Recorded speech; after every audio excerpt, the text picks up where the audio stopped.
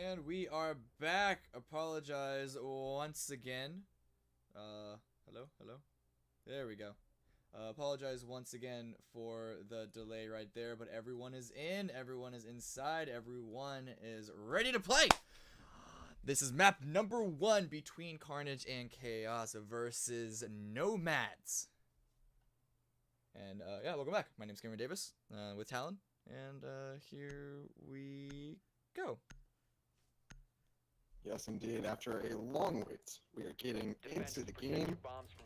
Yeah, that was a little bit longer than it probably should have been. That's okay. So like I said, we're getting into map 1. Just to go over the operator bands again, being Blitz, Mira, and Pulse. We're going to be seeing an upstairs hold coming up from Nomads first. Nothing too crazy yet. They are bringing the castle. Interestingly enough, yeah, I don't know, this castle, normally you're bringing a castle to protect a mirror inside a break room. Obviously, since you're a fan, you're not going to be able to do that. So therefore, I'm going to be curious. It looks like they're just going to be castling off admin and just giving it to them. That's a little questionable in my opinion. However, there are no smokes on the attacking team, so it actually might just work out. It might just work it out. Yeah, well, we're gonna see if that comes into play or not. This is the first round, and so if there's any time to go for an experimental, if there's any time to go for a problematic decision, it would be the first one because you know you can obviously come back. It's just the first round. This isn't like it's casual where it's first to 3. There's greater margins of error than that. So let's see what it does. I'm curious to see what not just the reaction, but also to see how it affects around if it ends up doing so. Ooh, Vandal on the IQ does a good job of finding at least the first one, but a run out on top of the balcony is gonna allow Kyrogen to still utilize the camera's placement to find a kill. So it's gonna be the IQ down, and now the defending team up 5-4. Neptune swinging on in, breaking open a floorboard to peek downstairs and find anything just yet. How's the sound now? We any good? Yes, you are better. Okay, cool. So yeah, like I was saying, honestly, great job with that IQ, able to actually get the cam. Unfortunately, the jump out just a little bit too much. So again, the aggression from Nomads has already kind of started to manifest itself here early in round 1 of map 1. So we'll see if that becomes a common occurring theme. If not, maybe it was just kind of a one-off play. Carnage and Chaos a little bit slowing up right now. 1:30, and they really don't have any sort of like meaningful control. Sure, they have admin, but they don't really have any like sort of like way to get into the site. They don't have any smokes, and their only hard breacher, Thermite, it's going to be tough to get him to be able to Thermite open the backup projector. It looks like it's a projector take just based off of where all the attackers are kind of set up right now. And so I'm kind of worried. I'm really worried for Carnage and Chaos to see, you know, what are they going to be able to do? They open up a small little wall for Hibana to peek on through. Onto the A side, gonna throw out the 3rd charge as well, but Throw finds Supreme. A trade back on Geometrics, but I think it was too late because those X-Kairos charges did seem to get taken out. The wire getting punched to death is gonna bait out a gas canister from the smoke. But here comes a frag grenade coming from Neptune, so you can't find at least a little bit of taking out some utility. It does bait out some shots from behind the desk. But no full connection through, but it's actually gonna be from Spiral, where Throw does finally make his presence known. He's able to take down Neptunes. It's a 4-on-2 hold left for Nomads to be able to finalize. And Throw, he's about to peek out, but he gets flashed. He's not getting pushed in the meantime. Just now the flash wore off, and he's able to actually get the frag off of that. And Bully Hunter on the Echo does drop Carnage. So the first round is going to be going the way of Nomads. Quite, I don't want to say clean, but decisively. Yeah, quite convincing indeed. I did make a mistake there. They did have a Hibana as well. So sure, they were able to open up the backside of Projector. But besides that, what was their game plan? Their game plan, it looked like to me, was to double push up long desk and to try and gain control that way. But again, that Jaeger on Spiral, great positioning from Throw. I gotta say, I mean, Nomads played it fairly well. I mean, the jump out was very well timed. It did its job. It got the kill with no trade back. I gotta say, that was not very convincing not very convincing at all if you are Carnage going into round number 1. And it's quite obvious to me, at least, that they're not really running strats. I mean, they're running off of calls.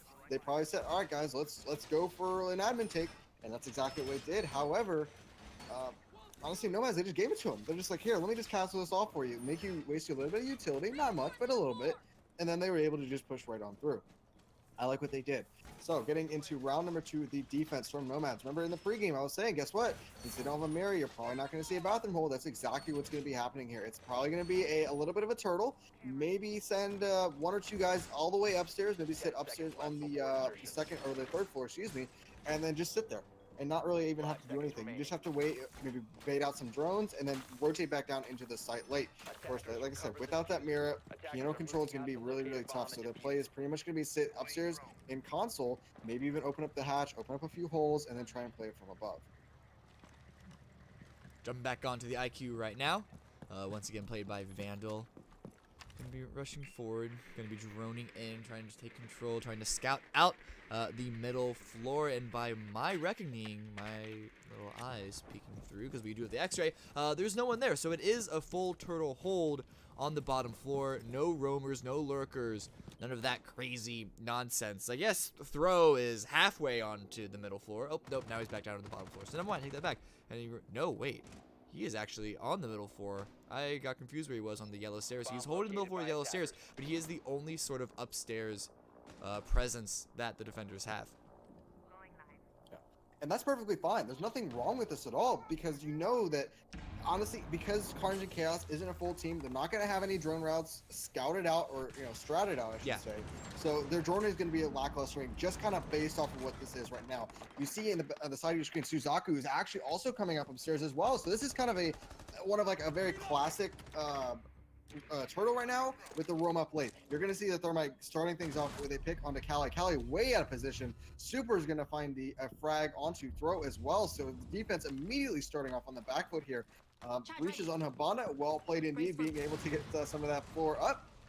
Honestly, nothing too crazy. It's going to be all on Carnage and Chaos to just kind of play this round out. You don't need to do anything special. You don't need to do anything crazy. They do have the glass. They do have the smoke, and we should be seeing a push in fairly soon. Ooh, Suzaku, a very nice roam coming in from the tippy top floor. Made his way up there eventually, and coming down spiral stairs does find the head of Ella after a couple of bullets. That's not exactly the connection. But in the meantime, the diffuser did go down. Vana's still playing upstairs. Going to be some upstairs presence. And then you got Geometrics on the Thatcher playing inside of Kitchen. He's going to get another frag for himself. It is a 2-on-3 retake. Make that a 2-on-1 because the Valk did go down. It's Bandit left on the run out.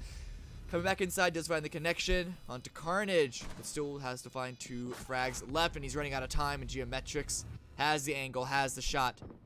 So now the attackers are going to win. It is going to tie it all up 1-1. Great entry there from Geo, able to score himself, I believe, a 3K that game, or that round, excuse me.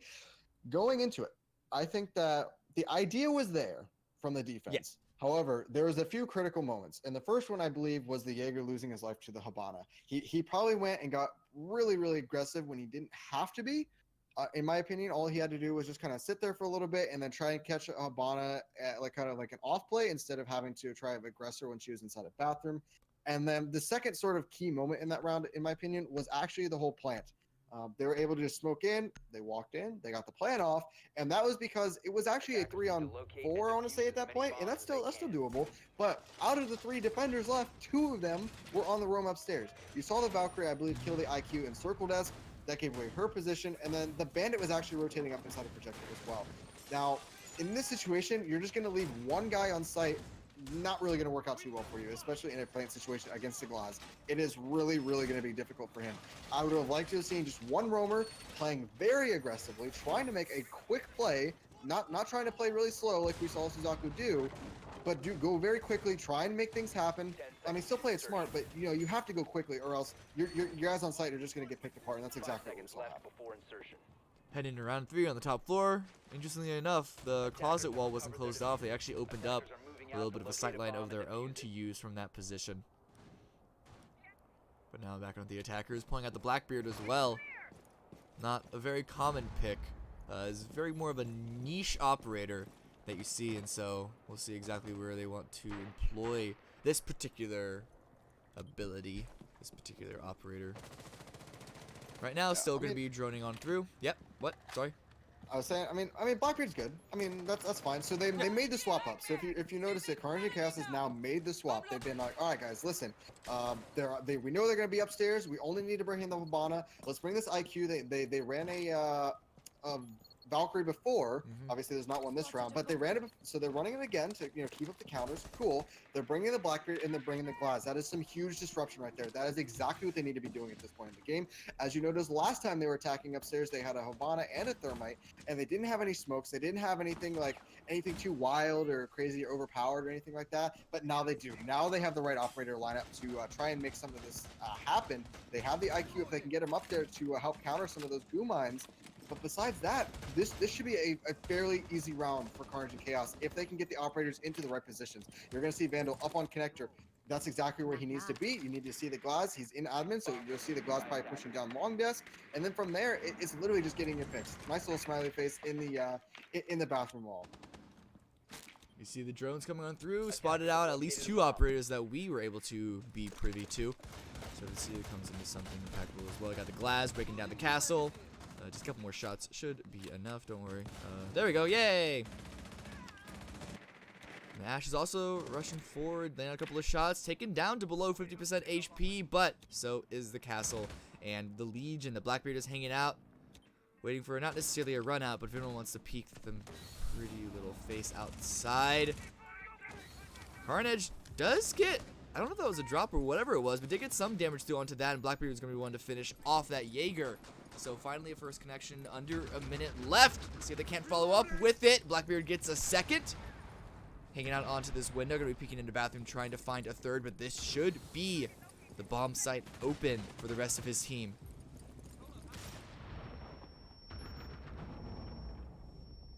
One on 5. Good luck, Echo. Don't know what else to say at this point. And there we go. That's just going to be an easy cleanup. And like I said, as soon as I saw those operators, I was like, all right, this round is definitely going for Carnage and Chaos. They made the right decision by swapping up those picks. They're like, all right, we know where they're going to be. Let's play against it. And that's exactly what they did. At this point, if you're Nomads, you need to be trying to swap it up and trying to hold admin. Yeah, sure, you're not going to have a Mira, but guess what? If you're just going to give it to him for free, you are just going to get run over time and time again. Looks like we're taking a bet here. So now we're going to be seeing Carnage and Chaos going with a very similar lineup. They did not see any Valk camps. They're going to drop the IQ. Oh, just as I say that, IQ is going to get swapped back.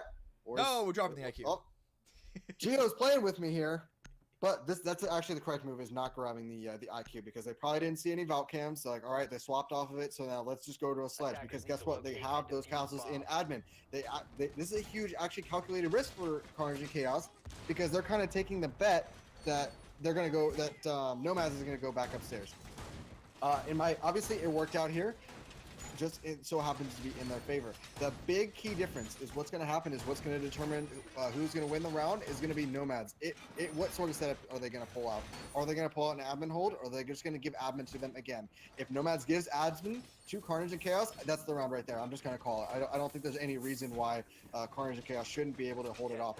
I'm watching Suzaku right now on that castle. I want to see exactly, where they're going to put those castles up. They've already got one on the console door just to help kind of protect them in the main desk area. And yeah, see, look, they're giving up admin. In my opinion, this is a huge mistake, because again, Carnage and Chaos is going to see this, and they'll be like, all right, guys, well, we can just hop right on in. You might see Throw nearby, but he should be droned out. He really should be. Carnage and Chaos doesn't have to change anything here. All they have to do is just kind of go through with it. They have the castle, they have the sledge for the castle, excuse me, and then they have the Glass and the Blackbeard. They just need to just work the picks and just work the map. Throws should be pushed out fairly quickly, and it should be hopefully uneventful unless Nomads get some wild picks. Yeah, well, we've seen Nomads do something similar previously, but Neptune's with the first one onto Cali.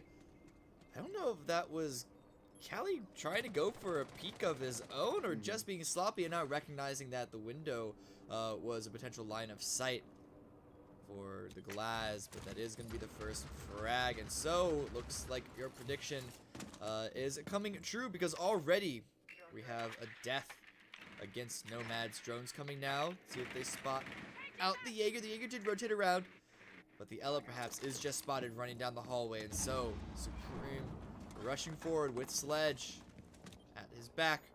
Let's see if they can't push ever more forward. Yeah. At this point, I think losing that smoke early is definitely a big negative for them. Oh, Smoke is gonna no! be huge. But I was about to say, this is going to be the aggression coming out from Cryo. Finds one, and I think that smoke, the first thing he probably did was get aggressive. And that is kind of something that we've seen from Nomads time and time again, is getting aggressive at weird times. However, the smoke might have been a poor decision-making there from, I believe it was Cali, to get aggressive. However, Cryo, that was exactly what he needed to do. That is exactly what you need to be doing. You need to be getting aggressive here. You cannot let the attackers try and set up. I think Throw is kind of in the power position at the moment. He's sitting here on circle, and I honestly think that Carnage and Chaos realizes this. They're going to smoke him off, and they're going to be trying to counter him. That's exactly what's going to happen. Super's going to come up from underneath, and he's going to be able to pick him off. Now, honestly, Carnage and Chaos is all the control they're ever going to need. All they have to do is just kind of get fixed. The diffuser is now down inside or near sight, and it's just going to be trying to find the picks, and Super's going to be cleaning it up. It's going to be similar story once again, all up to the Echo.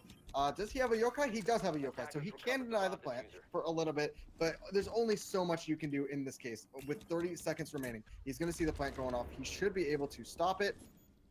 Does he stop it? Yes, he does. So he's going to delay it just a little bit. The Glass is going to be caught out, actually. So now it's actually 1-on-2. This is winnable if he gets back on his drone and if he's able to deny the plant. The drone has been now taken out. The plant will go down. I got to say, his time as Echo is limited. Unable to hit a shot to Super. Super is inside of sight. We have blocked it out on. Knocking the headshot. The angle works against Super's favor, and it's now a 1-on-1. It's just Vandal against the Echo. Echo, a 3 armor, actually has a good chance of taking this. Take the jiggle peek. Will he be able to find it? No, he doesn't. He gets so many shots on the Vandal. Vandal is so low, about 2 or 3 HP by my reckoning. Great job from Vandal. Able to pick it off there. Loses the shield. The shield definitely coming in clutch right there, taking a lot of that damage. Close round. Very, very close round, but still in the favor of Carnage and Chaos. Yeah, the Echo almost turned it around, but you can't bank on that every single time left in a 1v3 to even make it that close, much less go ahead and actually win it the next time that opportunity comes around. But you also have to question, is giving up admin office, is that the reason why these plants are going so far in the favor of Carnage and Chaos? Are Nomads going to try and swap it up? They're going back downstairs this round, back down to the basement, so we're not going to see the epic conclusion to that question just yet. Attackers have located a bomb. But so what I'm gonna say is giving up admin like that is questionable. They are playing against good players, so maybe they're getting worried. Okay, listen, they're gonna be out on repel. They're gonna be trying this sort of stuff. But honestly, they needed to get a little bit more aggressive towards admin, and get not as aggressive on connector window. Connector window the first round, the Blackbeard got, I want to say, 3 kills from that connector window. This time, not so much. It was just the smoke getting picked off. I think if the smoke wasn't picked off, that was Cali on smoke last round. Yeah. 5 seconds to insert. If he didn't get picked off, the round actually probably would have been in favor of Nomads there for sure. Just because of that. I mean, that 1v3 was just so close. It just came down to not enough men, not enough ways to deny the plant. If they had the smoke, they might have been able to deny the glides pushing up, maybe even get some impacts, set some impacts inside a bathroom and impact the side of projector and play the smoke and projector. There's a lot of different ways that they can try and play this out, but they haven't quite been able to connect it together. Ooh, throws. He gonna go for the rush down. He expected the Ash to peek on in, not gonna peek far enough for him to find a connection, and he's now gonna rotate away because of that. Should be spotted out right now by Neptune's drone. And so that's a potential rush, and he's going to run away from this area just in case.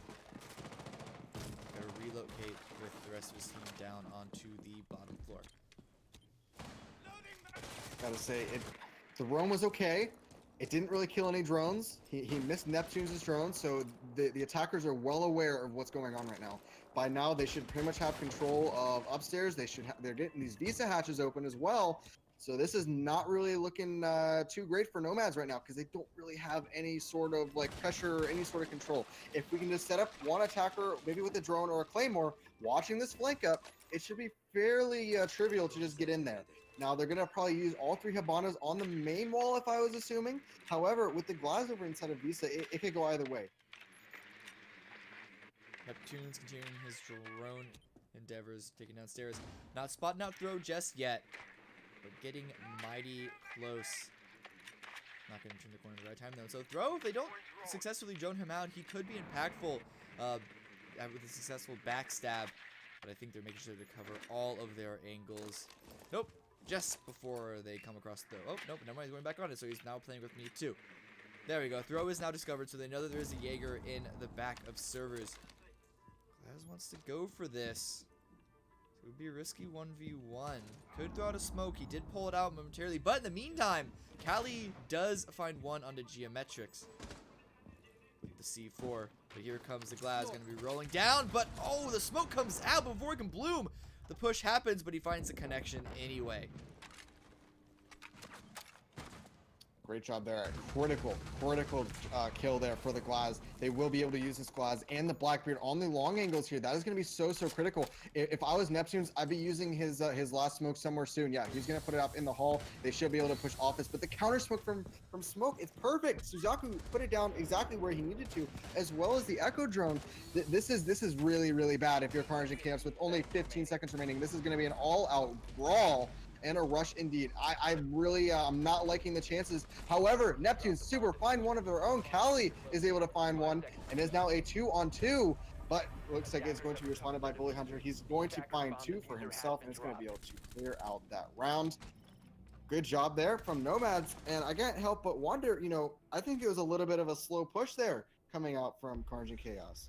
Yeah, they got the frags at the very end, but didn't have enough time to be able to snowball that into actually a round victory. And so another round does go towards the defenders. It is now 3-2. Heading in around 6. So we will see it swap. So that's half right now. So the half is going in favor of Carnage and Chaos. I do want to say shout out to Suzaku right there. Great smoke play. Able to help kind of deny their push exactly where they needed to, denying the Glaz being able to push in, denying the A door as well. I mean, that was pretty much textbook exactly what they needed to do. Going into the first round of Carnage and Chaos's defense, then it's honestly going to be interesting to see how well they played out. Looking at the operators here coming out from the attack, they have a Thermite and a Habana, but they don't really have any disruption. They're bringing a Twitch. Twitch, in my opinion, they might just be picking it for the gun. However, I think it's a little bit of a weird pick. I rather would have seen like a Glaz or a Blackbeard, just because there's no mirror in play, right? So, yeah, definitely swap off the Twitch. If I were them, maybe even bring an IQ, because you never know if they're gonna be bringing that Valk. That's just my opinion. Well, let's see if that turns into anything or not. In the meantime, let's take a quick compare and contrast across the top floor holds. This time around, the defenders are not going to be giving up admin office, at least not as easily. But in actual, oh no, that wasn't a frag. That was just someone unfortunately disconnecting. A little bit too late here for a resist, I believe. Yeah. So it's going to be all up to Super and Geo. Look, I like this setup. Super and Geo are going to be setting up inside of admin. They're going to be kind of testing Nomads' like admin clear. Like, how efficient are they at it? They do not have any sort of pressure. I mean, you could get the Ash underneath if you really wanted to, but it's going to be mainly a repel game at this point. And based off of where the defenders are sitting, they don't even have to move. All they have to do is just let their ADSs protect them, and just make sure that they don't get Twitch thrown out, and then they'll be fine, right? But we'll see exactly how well it plays out. You're gonna see, honestly, a little bit of a stall, a minute already, and they have a man advantage, and like I said, they're taking a lot of time over towards admin, but they don't have that disruption. They don't have a Blackbeard, they don't have a Glaz, they don't have anything too crazy to help them be able to take admin. Ooh, Bully does find another one, so he's only gonna thin the herd even more. 5-on-3 push. They're not even inside admin office just yet. Looks like they figured out where the Vigil's holding, trying to send some shots through, but the Vigil with the peak is going to trade some damage back onto the sledge. Still can't find the connections just yet. This does delay it. Bully Hunter does successfully predict the support coming out from the side, is able to find ahead of that, and now the Vigil, the Vigil is also gone, which means that it is just Vandal on the smoke, finds one onto Cali, but it's still a 1-on-4, still a tall task to ask of him, and it's going to be Bully Hunter on the sledge, opening a hole in the wall to find the final shot. Yeah, so great job there, able to find, I believe 3. We will be seeing a rehost coming out, as one of their members was dropped. Current score is 3-3, and then we've got Carnage and Chaos on attack. Yes, so everyone's going to be leaving, quickly heading into a small little intermission splash screen while we get the rehost all set up so you don't have to look at all the inner workings and all the gross workings behind the scenes. And instead you look at a very nice, sleek, updated graphics for Season 3.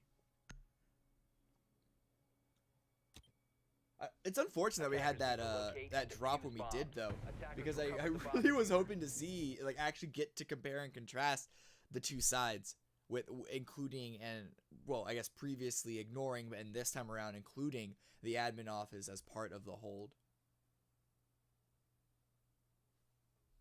Yeah, I mean, immediately you saw Carnage and Chaos was going for a defense inside of admin, whereas Nomads was kind of choosing not to. Both teams having some struggles inside of admin, so I can't really say either way which way is better yet. I guess we'll see how well it plays out later. If I had to ask you right now who you think is going to win, based off of the first half and then that one round, who would you say? I think Carnage and Chaos is probably going to be able to pull it out. Well, I guess we'll see how it ends up in the long term, though. Okay, because the reason, at least by my understanding, is the reason why they went up positive 3-2 in the first half is because of the problematic decision for Nomads to not include admin hold. Do you think that they would have had a successful first half if that chink in the armor didn't necessarily exist? It could kind of go either way, right? Because if they were favoring downstairs all the time, yeah. I honestly think they would have probably lost a lot more to that glass push. Because again, mirror being banned, you can't really hold piano, and when you're not really able to hold piano, it makes it really, really rough to really make things work, because you have to send a roam upstairs. But against a team like Carnage and Chaos, like, are you really going to be able to roam that long? I mean, you saw Throw, he tried it, and then he just ran downstairs. They ended up winning that round just because there was no thermite on the board. But besides that, it was pretty rough. So I don't know. It's really hard to say without just watching it go through. But yeah, I gotta say, Carnage and Chaos probably would still be able to win it out. Okay, well, let's see if this super team ends up being successful or not. This is still the first map. And do you happen to remember whose map pick this was? I believe this was Nomads. All right, so that makes things a little more interesting. If Carnage and Chaos are able to turn this into a map victory, they would have, if that is true, successfully stolen away Nomads' own map pick, which obviously puts them in a really good position. It's not uncommon to see map trades happen constantly, but nonetheless, that does put Carnage and Chaos in a really good position to actually take this away. And this is when Nomads, they got such a high percentage of the community vote. Yeah, I mean, so Consulate was Nomads' pick, but I don't really like to look too much into whose map is what, just because, like, if you're banning through it, then you're letting it go through, right? So it's not like you're going to be horrible on that map because you would not run it, right? Yeah. So it's kind of tough to say. I mean, obviously, yeah, sure, you're right. Nomads did pick it, which allowed Carnage and Chaos to pick their side. So sure, I mean, but it's still hard to tell, right? It's still hard to tell from the start, I should say. Yeah, this is true with the current format of ban, and then just pick order. That does mean that unless you don't know what you're doing, you should be at least somewhat competent on all the maps that you do end up having to play. And so you are correct to call me out on that line of reasoning, but nonetheless, obviously going up 1-0 in the very beginning is definitely a good start. And Nomads, definitely a strong team, one of the better teams in last season, and still maintaining a lot of the roster this time around. Should expect to, at least I expect them to pull up similar results. Both these teams are 1-0, and so currently at the top of the leaderboards right now. Yeah, I mean, we're still pretty early into the season, so it can be kind of tough to say, exactly, who is going to be the best team, who's going to be the worst teams. I suspect after week 3, it'll probably get to be a little bit more of an actual like data set, because right now, you know, you might just have like an unlucky first map or Yeah. match, excuse me, or like a good one, or you know, but after like honestly after 4 weeks is really where you get to start to see some outliers, and you can really start to make some more determinations. With that, we are going to get back into the game. We will be seeing Nomads on attack, and we will be seeing Carnage and Chaos on defense. We did see Carnage and Chaos lost their first one upstairs, so they can go back upstairs, which is exactly what they're going to do. They're bringing out a Mute, some Legion, and a Vigil. I kind of like this. I do kind of like this. I think they're going to be setting up even more for more of like an admin hold. They want to bring out that Mute. They want to try and deny some droning in there. They've got the Vigil. They don't want to let the attackers know where Geo is sitting. Maybe they'll put some more ADSs in there and set it up, excuse me, so that it's a really, really rough time for the attackers. That's what I'm hoping is going to happen. And hopefully they don't get picked off by Bully, which is aka Euphoria. I just learned that, so good on him, and a lot of good picks that first time that they were attacking. Oh yeah, these players with all their different names got to make it hard for us, don't they? Indeed, yeah. 5 seconds remaining. So yeah, let's see if this admin hold runs successful, if it runs true or not. It's going to be Supreme and Geometrics. Once again, I believe those are the same two players from last time around. Look to be setting up a crossfire. Nope, I lied. Supreme is adjusting himself, going to put ADS right behind Geometrics before he rotates back over to his proper side. And indeed setting up that crossfire on the two windows, immediately blown out by Nomads. And the rappel is going to be coming up. Euphoria, Bully Hunter, Euphoria, going to be climbing up, but no, he's actually going to pull off. It looks like, at least momentarily, they don't want to take admin off in office just yet. This is definitely the right call for sure. You definitely want to just be rotating around, and they don't really want to play against it. This is definitely going to throw things off, however, because if you also look at it, there's a Thermite and a Habana. So it's going to be interesting to see, you know, exactly how. I mean, those jammers have really, really kind of proven themselves. But like I said, it's going to be a full rotate. You know, Nomads is going to be like, all right, listen, they've got a lot of people inside of admin. Let's just go for the other side and let's see what happens. But with no glass or any smokes at all, it's going to be really tough. But they can still do it. You can still take yellow stairs. You can still get in. You can still try and take the site. They need to get up on connector, though. They need control connector if they're going to be able to make a console push like this work. You don't have connector. As you saw before, they have holes above the connector wall. You're going to get C4 to Oblivion. You're going to get smoked out, and you're going to have a rough time. Thermite trying to find some sort of connection through, opening up a tiny little wall into the bathroom. It's going to be Geometrics on the Vigil to grab the first frag onto the Twitch. Made his way downstairs. We last saw him in admin office. I was going to be crawling up the bottom of Spiral, expecting some more opposition to come his way, but it's going to be Neptunes with the second one onto Cali with the well-placed C4. On the Mute, Cryogen does get another frag to trade it back. But, oh, the Sledge now down as well, fully finished off by the Vigil. The roaming Green is doing a lot of good work for his team. It's just 2 players left. Attempted run out. It's not going to be successful at all, as Ash cleanly finishes that one off, making it a 2 versus 3. Continued take, and oh, some presence from Yellow Stairs, though, is going to delay the push momentarily. No frags come either way from that, but it does force Cryogen to move that much slower. And, well, there's only 35 seconds left on the clock, so they don't have too much more left to work with. Yeah, honestly, I do not think that they have an answer for that admin hold, and I think that is going to plague Nomads continuing through. Neptune's just barely missing the head of Suzaku on that Thermite, so you've got, honestly, they're almost both Spiral. You have Thermite top Spiral, and then you've got the Ash bottom Spiral. They just need to be trying to frag out. They both need to be in the same spot and going for it. Geo finds another kill. I think he's on a 4K. Great job for him, honestly. Neptune's is going to clean it out. Yeah, perfect round from Carnage and Chaos, and I got to put it, you know, Nomads had zero clue what they needed to be doing over towards admin, and then once they got to the other side, Geo just kind of like slopped them up. It was really, really good. It was actually a 3K from Geo and a 2K from Neptunes, excuse me. But honestly, still great job there. A great swap up from Carnage and Chaos. They knew exactly what they needed to do to hold it. They pulled out the Mute Jammers. They pulled out the Vigil. They had the Vigil before, but they made a swap up. Geo is now on Vigil, and then I believe I want to say it was Carnage on, or maybe Super on Jaeger. So either way, good job there for the admin hold. Got them to rotate around, and then they just cleaned them up from there. So we will now be seeing a basement. Attackers need to locate and defuse bombs. Yeah, indeed. It's going to be a 4-3 lead for Carnage and Chaos. Heading into this one right now. They're getting close to the finish line, but can they finalize everything? It was a very successful opening round. I guess not opening round because they did lose the first one because of the dropped out player.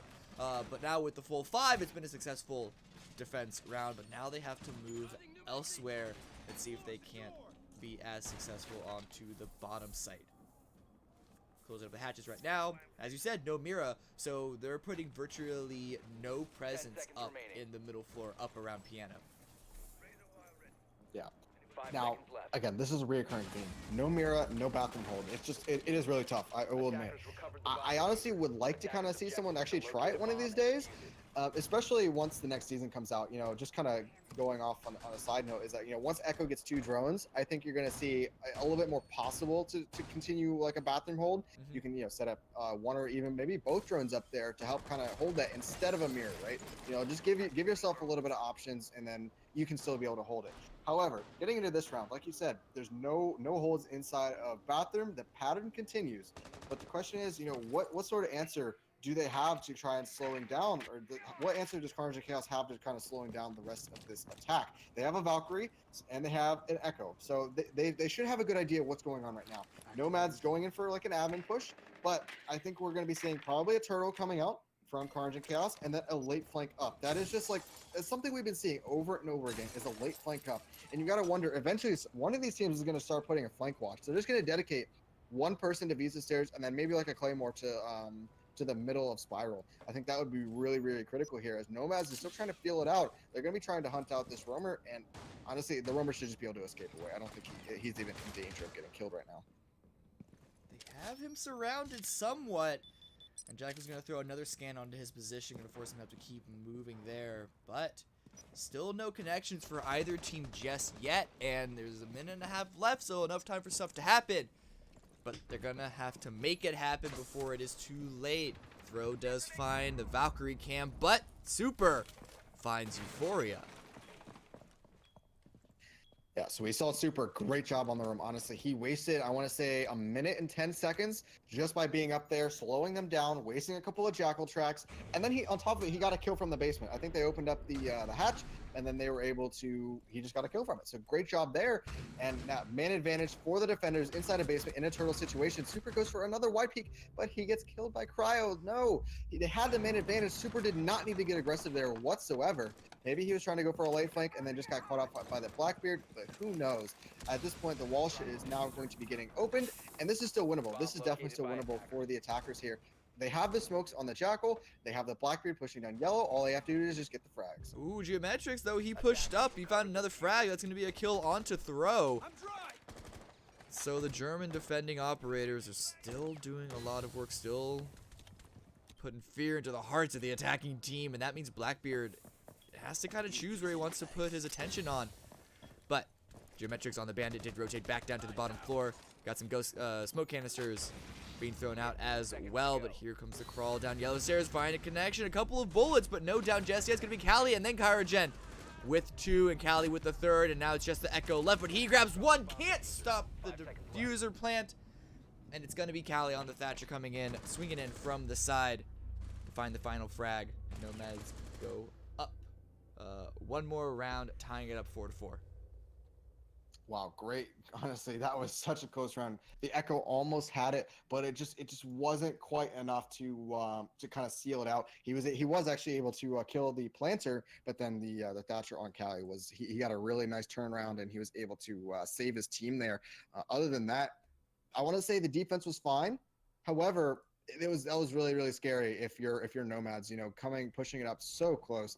Right now we are tied 4-4, and if you're Carnage and Chaos right now, you're going back upstairs and you're feeling good. You know exactly what happened last time. You were able to forcefully get them to rotate around, but that was with a suboptimal operator lineup. Now Nomads knows, hey, they're gonna be upstairs. Let's try and set this up, and let's try and you know, pull it out. They have the mute again. I think they just need to go with the exact same setup, and they need to try and play it out. Once again, Cryo on Blackbeard. That's kind of like their disruption that they've got right now. They've got the IQ. IQ, not really going to do too much. There's no Vault cams, but I can see why they're worried about it. But besides that, it should be fairly simple. 10 seconds remaining. Well, it should be. We saw the last time around this hold was held. The 5 defenders seconds to insertion. won it quite decisively. So see if the attackers can't figure out how to adjust themselves this time around when they take admin. It's not going to be the Vigil playing up there. It's actually going to be a Legion, or at least there was, as Carnage is now rotating back out past break room. It's actually the Vigil playing downstairs, having to rotate out. Perhaps attempted for a run out. He did break open that door, I believe, but now pushing back up yellow stairs. Suzuki, you can see crawling forward, but Geometrics has made his way back into copy room. Checking the window. I think he was. Yeah. He was just starting over there, just to kind of kill some drones. Just kind of maybe force them to go admin a little bit. You know, scare them off. Hey guys, there's one over by yellow stairs. You know, we're gonna have a tough time trying to push up. So just a little bit of mind games coming up from Geo. But meanwhile, we still have an admin hold. We still have Super in here, and then we have Geo, who is now rotated out or rotated in to help him. So Nomads is kind of, once again, they've kind of run across the same exact issue as before. They're gonna have to use those nades, but they don't have anyone underneath. If I were them, I would get some people underneath and then try and make it happen. Couple nades in. I don't know if Jaeger has his ADS is set up properly or not, but the run across from Vigil is going to get punished. And Euphoria finds the first frag of the round, but is equally traded out by Super. The Fuser has dropped. That forces Euphoria to pop back down and grab it before rappelling back up. And it is going to be still an attacker favor because the Jackal was taken out in that exchange. Jaeger. Not Jackal, Jaeger. Yeah. Mighty unfortunate for them indeed. They've the defender setup right now, they've got one inside a projector, one connector, and then one on yellow stairs. The setup is fine for right now. Like you said, there is an advantage for the attackers, but it's going to be on the attackers to really kind of make something happen. No smokes, but they do have a thermite. So thermite may be looking to get up into long dust, but that's kind of like a risky play. So I think it's going to be still tough, even though they have a man advantage. They're going to have to kind of push in through a choke point of this doorway. Well, Sledge is making his way that way, taking out some barbed wire, allowing him some greater movement around this area. But Cryogen gonna find another connection onto Neptunes and peek around the side. Bully Hunter finds another onto Vandal. It's just the Legion left in a 1-on-4. Carnage finds one, drops down Suzaku. Second fight comes through, does the re-peek, but is not gonna be successful with that one. As Cryogen does get the last of the round. This puts, actually, surprisingly enough, Nomads up onto map point. Yep, map point indeed. It is 5-4 in favor of Nomads. I gotta say, the big key influence there, or I think the good play there, was actually bringing that Thatcher and throwing those EMPs on the roof to help kind of get rid of those ADSs. Once you get rid of those ADSs, your nades become infinitely more effective. So they're actually able to kind of push those defenders around. We had Geo and Super were inside. Geo went for the wide peak, but he got punished for it. A little bit aggressive in my opinion. I don't think he was actually in danger of getting naded at the current moment. So I think he just kind of went for a wide peak, just kind of expecting a nade to be being held out, but then paid for it with his life. So they're going to swap it up. No more Jaeger. They might actually try and play a little bit outside of admin. Maybe give up admin, throw a Valk cam inside of admin, but then don't really worry about it too much, because we do see Neptunes on castle. So we'll see about the setup, what they decide to do, and we'll see if it's able to get punished. There are no smokes still on the favor of Nomads. So even if they do get admin control, taking out projector is going to be a little tough. You see Geo's reinforcing that third panel on long desk, which is just going to make it just that much harder for anyone coming from printer to really have a good impact there. It's really going to be tough because they're going to have to rely on this Blackbeard up on connector window, but they have the Valk cams. Maybe do a little bit of jump outs, get aggressive on them. I think it'll work out fairly well. Vigil back down on the bottom floor. It's actually going to be Super this time. A little change up of operators on the defending team at least. And this is a crucial round. But oh, at the very start, Blackbeard gets taken down very, very low from a peak inside. Taken down to just below 25 HP. That player is going to fall away after dealing the crucial damage. Is going to stick around, is going to try his luck for too much longer. But it's going to be Suzuki able to find Geometrics. So even though the damage went in the way of Carnage, the opening kill goes the way of Nomads. Again, we are on match point, and then it's up to Nomads right now to really try and figure out, what do they want to do? Do they want to go for a console push, or do they want to go for a projector? Right now, my answer is they need to be going for console. they have the Blackbeard still. Blackbeard looks like he just got reset, so they just need to get Blackbeard up on connector windows, take control of yellow stairs, because you see they have the holes open, and then you go for a plant. That's really as simple as it's going to be. I like that they have admin control, but I don't think they're going to be properly set up for it. They do not have a Habana, so it's going to be really tough to try and open up behind in the backside of projector. So that smoke on Vandal is going to be hard to get him out unless you get a lucky pick with your Blackbeard. Thatcher and the sledge pushing forward in through admin, getting ever so closer towards the site. A bomb has been located. It's gonna be Neptunes who gets the over. Actually, it's a trade. It's not exactly a trade, but it evens it up to a 4-on-4. Castle fighting one connection wants to pull out the impact grenade. Decides against it. Instead, gonna do a straight peek. Doesn't find anything, but it's gonna be the gas canister from smoke to delay the push while Super finds a kill onto Euphoria. So this turns the man advantage back into Carnage and Chaos's favor. And then only delaying the push that much further, because not only can they not push him through the smoke, they have to worry about the Vigil coming up from below. Yeah, this is where it gets really tough. Really tough for the attackers, because like I said, they have no way to open up the backside of projector, but the impact and pushing from Super is actually going to find Cali. It is now, I believe, is it a one? Yeah, it is a 1-on-3 as it's all to Cryo. Throw did get down inside of the site, so Cryo has his work cut out for him. Goo Mine's right under his windows. I gotta say, this is probably gonna go in the favor, and I think we're gonna be pushed into overtime here. This is now a 1-on-3. This is really tough for him. Honestly, the only way he makes this is if someone peeks him from the defense. If anyone peeks from the defense and gets picked off, that's really how they lose. But I don't think that, they're keeping control here. They don't really need to do anything too crazy. Maybe play with him just a little bit, but then yeah, he's just going to get destroyed. So that is going to be Carnage, and Chaos is going to bring it back 5-5. We will have to rehost to get the proper rule set as we are going into OT. Yep, just tossing it over to a little bit of an intermission screen while that happens. We're going to be rehosting for overtime. But yeah, surprising little comeback from Nomads. It was still close at the halftime. And of course they did tie it up 3-3, but after your blessing and after the really successful second round hold on the top floor, you really thought that Carnage and Chaos had it in the bag, or at least had it close enough considering the scoreline. They had all the momentum, if you want to, use interesting phrasing such as that. We are going to be going into overtime. Not the first overtime of the night, but it is going to be the first one of this current matchup. Yeah. So honestly, the big play here is, or the big play that last round, just came down to them pushing admin. Like I said, they don't have a Habana, they don't have any smokes, they have no way to open up the backside of projectors. So yeah, sure, they got admin really easily because there was nothing there. But so what? What are you gonna do past that? They're really relying on Cryo to get a lot of picks there and just getting really lucky.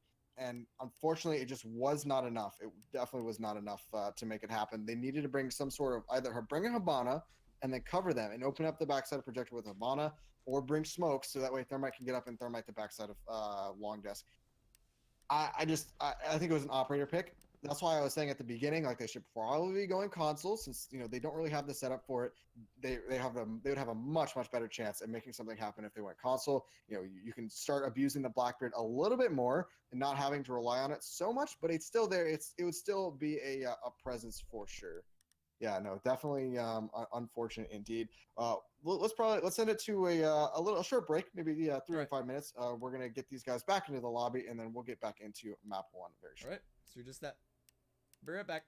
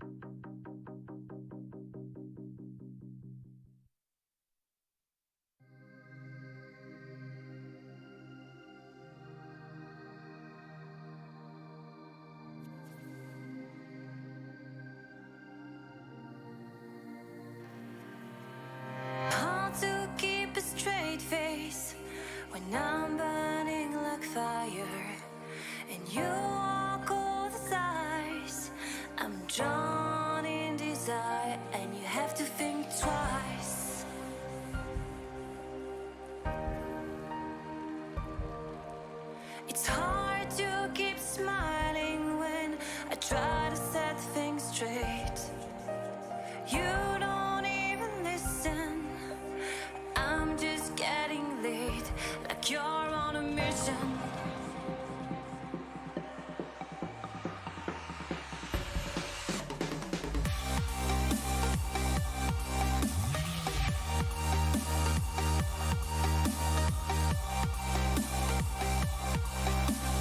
Dawn in desire, and you have to think twice. You make me weak. You're the one I seek, and I hate that I love you. I hate that I love you. If I could, and I would, come out your heart, come out your heart, and I reincarnate it, and I reincarnate it. It's hard to keep smiling when you're closing every door. I'm trying to open. I tell you love you more, and you say it's broken.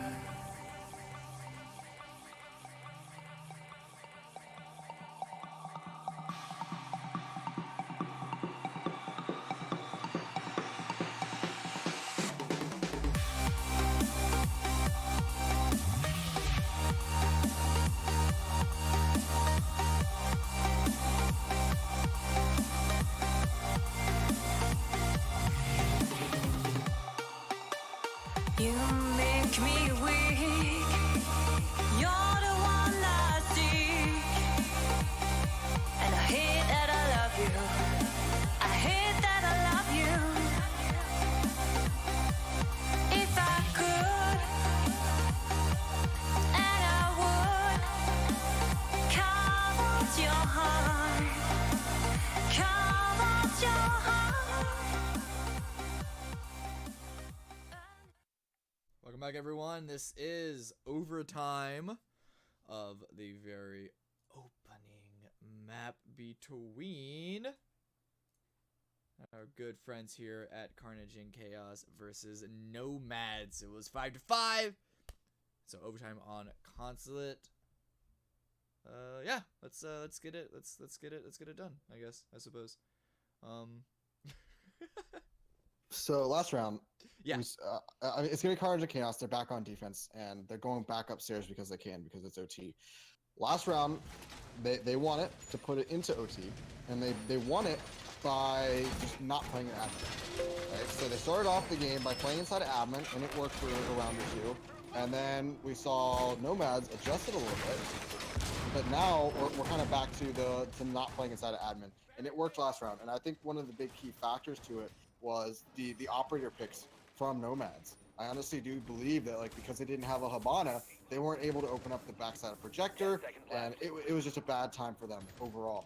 Now, going into this round, they have a Habana, they have a Thermite. They're playing cautious just in case they went down into the basement, but guess what? They bought the Habana this time, and they have the Blackbeard as well. I think that Nomads at this point is actually well equipped. It's fairly well equipped to handle the setup from Carnage and Chaos. So I can see this round going either way. We'll see how Nomads decides to actually attack this. If they drone out admin, they'll see that it's mostly clear, and then they'll try and go for admin. They'll get in to bottom of the backside and open it up. Or they could go for consoles thinking, okay, hey, you know, we can take yellow stairs, like they haven't really done too much, except for like a legion on yellow stairs, so we can maybe do it, but we'll see exactly what happens. I like this castle placement actually to help protect that smoke inside of projector. Bomb located by Blackbeard is gonna free pick him the other one, and actually an interesting challenge by the smoke. Gonna go for a second one, and is gonna find the full connection and the full on kill. So Vandal went very aggressive with the smoke. We've seen similar plays go terribly for the smoke player in the past, but this time around it is going to net positive for Carnage and Chaos. Yeah, definitely a huge impact frag right there to be able to kill that smoke. Geo finds one as well onto Euphoria. That is absolutely two massive picks, and Carnage and Chaos, there's no reason why they should lose this round at this point. They've lost a sledge with nades and as well as a Blackbeard. they still have a slight chance. Yes, they can still hop onto the backside of projector. They can still try and get the smoke out. But at this point, they've really lost all of their real fragging potential. I mean, yeah, sure, they still have guns, but at this point, it's really not much that can happen. You're going to see Nomads just kind of flutter around, and they're going to get desperate. They're going to have to try and find some picks, but it's going to be tough. As long as Carnage and Chaos stays passive and they start setting up crossfires, you're going to see it work out very well. Geo and Suzaku trade. Kali is now off the board. It's now a 2-on-4. Not really looking good for the attackers. Oh, well, Hibata does get one before getting dropped once again, so Vandal with another one on the board for him. Chalk up yet another point on the scoreboard, and it's Suzaku left. He dropped down to get the diffuser, but all his friends dropped like flies around him. It's a 1-on-3, so not the worst kind of sort of clutch play we've seen anyone have to attempt. Swinging into admin office, no one here to defend. It's only 3 defenders left. They're just playing tight on the side. They don't have to overextend for this. Legion hears the shots come on through, can easily round the corner, but is waiting for, nope, he's not. He's waiting for the cue from his teammate, and he swings on in, finds the headshot.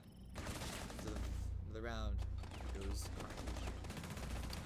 Score is now 6-5 in favor of Carnage. Gotta say, that was pretty dominant right there. That smoke play was absolutely huge up on the projector windows. I like what they're doing. I mean, honestly, it's doing well. Now, defense has to go back downstairs. Last time we saw this downstairs, they weren't able to kind of hold off the room clear as long as they really needed to. We saw, I believe it was the Vigil, did an okay job. Like, he wasted 1 minute and 20 seconds. But past that, the rest of the defense just crumbled. They weren't able to deny the plant, and you just saw a flurry of kills. It came in close, but besides that, it really was. It was really kind of tough for them. It was really tough to try and make it happen. So we'll see it. We'll see what happens. Carnage and Chaos back on defense. Nomads, they have the utility and they have the lineup to kind of handle this perfectly. They have the Thatcher, Thermite, and Habana. So you'll see them be able to open up this wall fairly easily, even with a bandit on it. You know, they can open up both together. Attackers have A discovered little the bit of location damage of a going on bomb. to Geo. That's quite unfortunate, but it's going to be all up to Nomads to try and make something happen, and we'll see what sort of roam game actually comes up from Carnage and Chaos. That's kind of like the story right now, is to see what sort of roam and how long they can 10 hold seconds out. left. Got the Vandal and the Valk running around 5 upstairs. seconds Gonna remaining. place those final last-minute cameras. Nice little sneaky spot for that Attackers one, just recovered behind the the couch. Attackers are And heading out. Super to defuse also the once bomb. again in admin office. Not trying to again, the role of any of these lurkers isn't necessarily to get a ton of frags. In fact, I always like to see lurkers, roamers. The most enjoyable ones for me to watch are the ones that don't even get a single kill, but waste a minute and a half of the attacker's time. Yeah, exactly. I mean, that's really all you're looking for, is just looking to waste drones as well as have cryo. Easy The lineup. pixel. The pixel. Wasn't even. It Fix wasn't it. even. It was using the It was using the model going across the small pixel that he had, and then using the shoulder that was left in the pixel to line up the shot through the board. So a very nice pick. Very. I don't even want to call that like sloppy. Just unfortunate overextension by the smoke, and losing your smoke early on with that before he uses a single gas canister is pretty important. Oh, an attempted bandit trick is going to come out. I think he's going to be successful with that, so very nice job, but instantly taken out by the peeking Blackbeard, who's going to get forced back by another defender. But that is still going to be an open thermite plant, at least for the second one. Yes, indeed. Not looking good for Carnage and Chaos whatsoever. Honestly, maybe they should have gone first 4, but yeah, it is not looking good. 2 very quick picks Bomb located for the by attacking attackers. team. It's going to be rough. Vandal against this Blackbeard up close. Blackbeard finds it. Cryo is just going off. 3 kills for him, I believe, this round so far. Yeah, it's all up to the Echo here. I'm going to say it's probably safely in the hands of Nomads. Don't come out just yet until you actually have to. They will get 1 kill before he falls at least.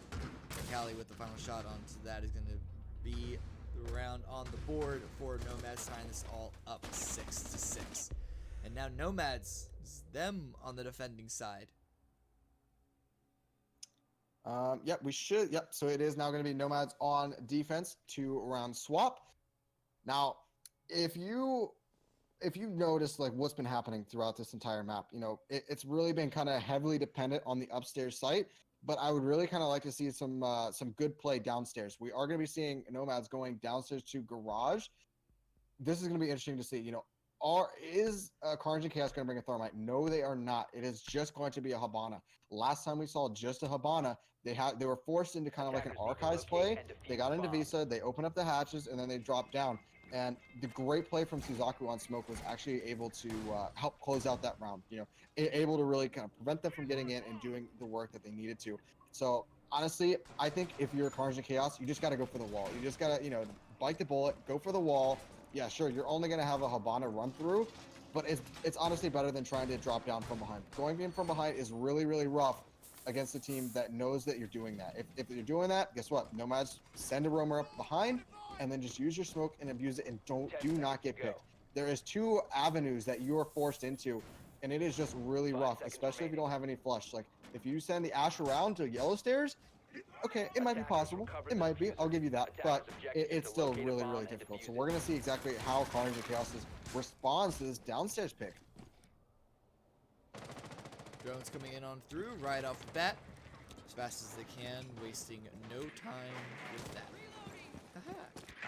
I can be I honestly did not intend for that one to rhyme, but I heard it coming and I couldn't pull off of it.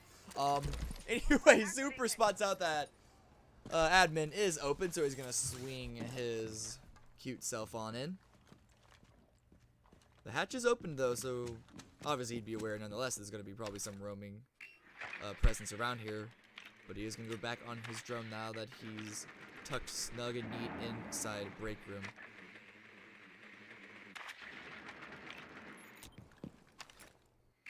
Looks like we will be seeing Carnage and Chaos. They are going to be joining out this entire map. They're going to make sure that there's no roamers, and then they're just going to go in for the site. Like I said, the big question is, which side do they push? Do they push for an archives, or do they try and make something happen over towards the wall?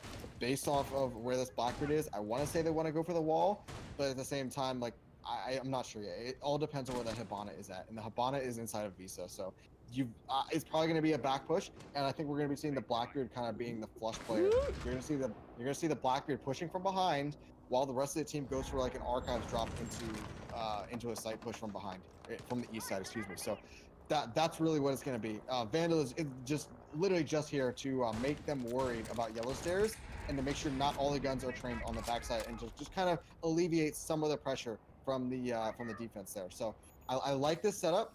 We've seen it before, but it's still going to be really, really tough. All the hatches are now open, so we should be seeing Carnage and Chaos should be starting to work the site on 1 minute and about 5 seconds remaining. It is going to be tough. It's going to be up to the Blackbeard, honestly, to make a bunch of kills. If they waste any more time, the smoke is really just going to rip them a new one. Being able to kind of close out all the lanes of attack, if it gets down to about 30 seconds. If they're able to start pushing now, which I think they are, they might be able to waste out a couple of drones early. So many defenders, excuse me, inside of that little office. Yeah, I believe 3 by my count, and I'm pretty sure the attackers all know the same. It's 40 seconds left, so they're going to have to go now. Super peeking around on the side, trying to get inside Master's kitchen. Smoke coming through as well, trying to peek on in, but here comes the first gas canister. Smoke actually going through the smoke himself, does find the first one on the Echo, and expects the second on the side. He is able to get through, and this allows them to push on in. They will get just with those 2 kills. Still hanging out in the smoke. Hurricane does get 1. Vandal with another one for himself, and then Suzaku with a kill using the smoke. It is now a 3-on-2. Make that a 3-on-1. It's all up to Suzaku. Trying to turn in their favor, and they should be able to get the defuse plant down, and it's getting close to the wire, but Smoke with a nice drag onto that one. Can't stop the defuse plant from going down. It's up to a 1-on-2, makes it a 1-on-1. Gets a drop on the side. Has to reload. The Ash is relocating around the side. And Suzaku down with like virtually 10 HP. And the peak is not going to be successful. As Super holds the angle tight. Gets another round for the attacking side. It was close. A little too close for comfort. But they are able to win it. So once again, we are going to be seeing Carnage and Chaos is going to be on match point. Remember, Nomads had the advantage in regulation. In OT, we've seen Carnage and Chaos kind of take control of the round count for sure. I really liked what we just saw, though. I mean, that was about as good as you're going to get for a back push. I mean, honestly, Neptune's on Glass made it happen, and I think it just came down to Suzaku just didn't realize where the glass was pushing. If he realized the glass was pushing into the hallway and he was able to counter smoke that, that would have been the round, because they're really relying on Glass to get those opening picks. If Glass doesn't get those picks, that's the round for the defense. Like that one engagement like determines the whole rest of the round for sure. Very, very unfortunate that Nomads was unable to really make it happen. Interestingly enough, they have decided to go back downstairs even though they just lost it. I'm not sure if I agree with this or not, but there is a thermite now in play, so we will be seeing a garage push from Carnage and Chaos, and I'm not sure if Nomads is going to be ready for it. Look at that barbed wire placement inside of office hallway. That is just so that's very telling to me that they are very worried about a back push. Now they need some more barbed wire, probably over on A door if they actually were really worried about that though. There is, I believe, 4. Yeah, there should be 6 barbed wire, if not more. For this defending team, just because of the operator lineup. You might have 2 on Bandit, 2 on Echo, 2 on Jaeger, 2 on Smoke, and we only see 3 barb right now. And so they're definitely missing some. They're going to be putting up some late barb coming up. So that's what I'm saying. Like they're very, very worried about a sort of back play, but that thermite is just that tells the story completely. It's going to be a front push. Joe's coming through, clearing out the upper floors. Another pretty much turtle hold by the defenders though, so it shouldn't take too long for these attackers to clean everything out. Geometrics though with the opening frag onto Cryogen. Another good start for Carnage and Chaos. Don't exactly know where he was able to find that connection, but that does basically tell the defending team, hey, stop sending roamers, because you see what's gonna happen to them. Exactly. Nomads getting too aggressive when they don't need to be. Yeah, sure, they're down on the count on the numbers, but that was like 30 seconds into the round he died. There's no reason that he needed to be peeking that or trying to take a fight there. He needed to be trying to play for more time. We've said it time and time again. If you're not playing for time, you're doing it wrong. And honestly, that's definitely that's why exactly. You're gonna get picked off, and now the defending team is down in the man count. All these batteries are now going to be gone. Nothing too crazy. The thermites are going to come out. They're going to send the glass. They're going to put the glass on the garage wall, and then it's going to be up to the Echo and the Smoke to make something happen. You might see the mute C4 come out and might make it happen, but I don't think it's going to really be enough with 1 minute and 20 left on the clock. The attacker's bomb diffuser has been dropped. Diffuser drop, traded over Attackers to have the recovered thermite. their diffuser.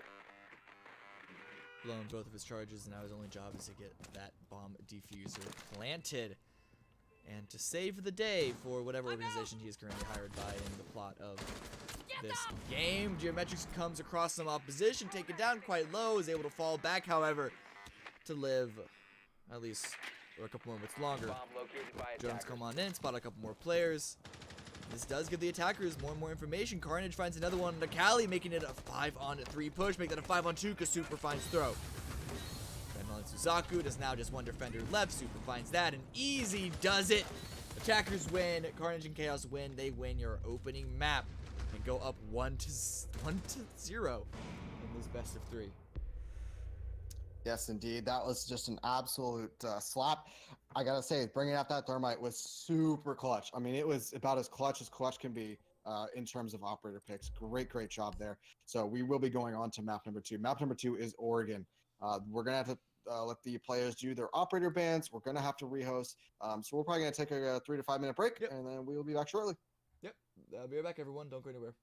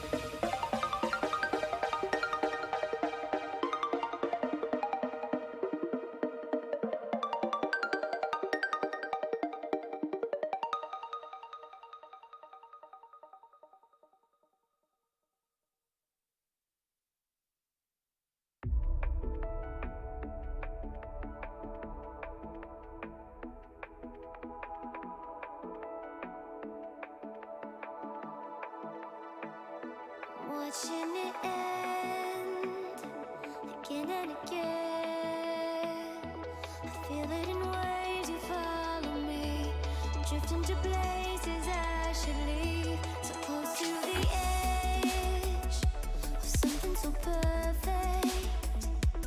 We were too scared to take the leap. I'm missing the way we used to be. Let me go. Let me in this mess I'm falling. Never know. Can't find a reason why. Couldn't get any closer. Can't find a reason why. Couldn't get any closer.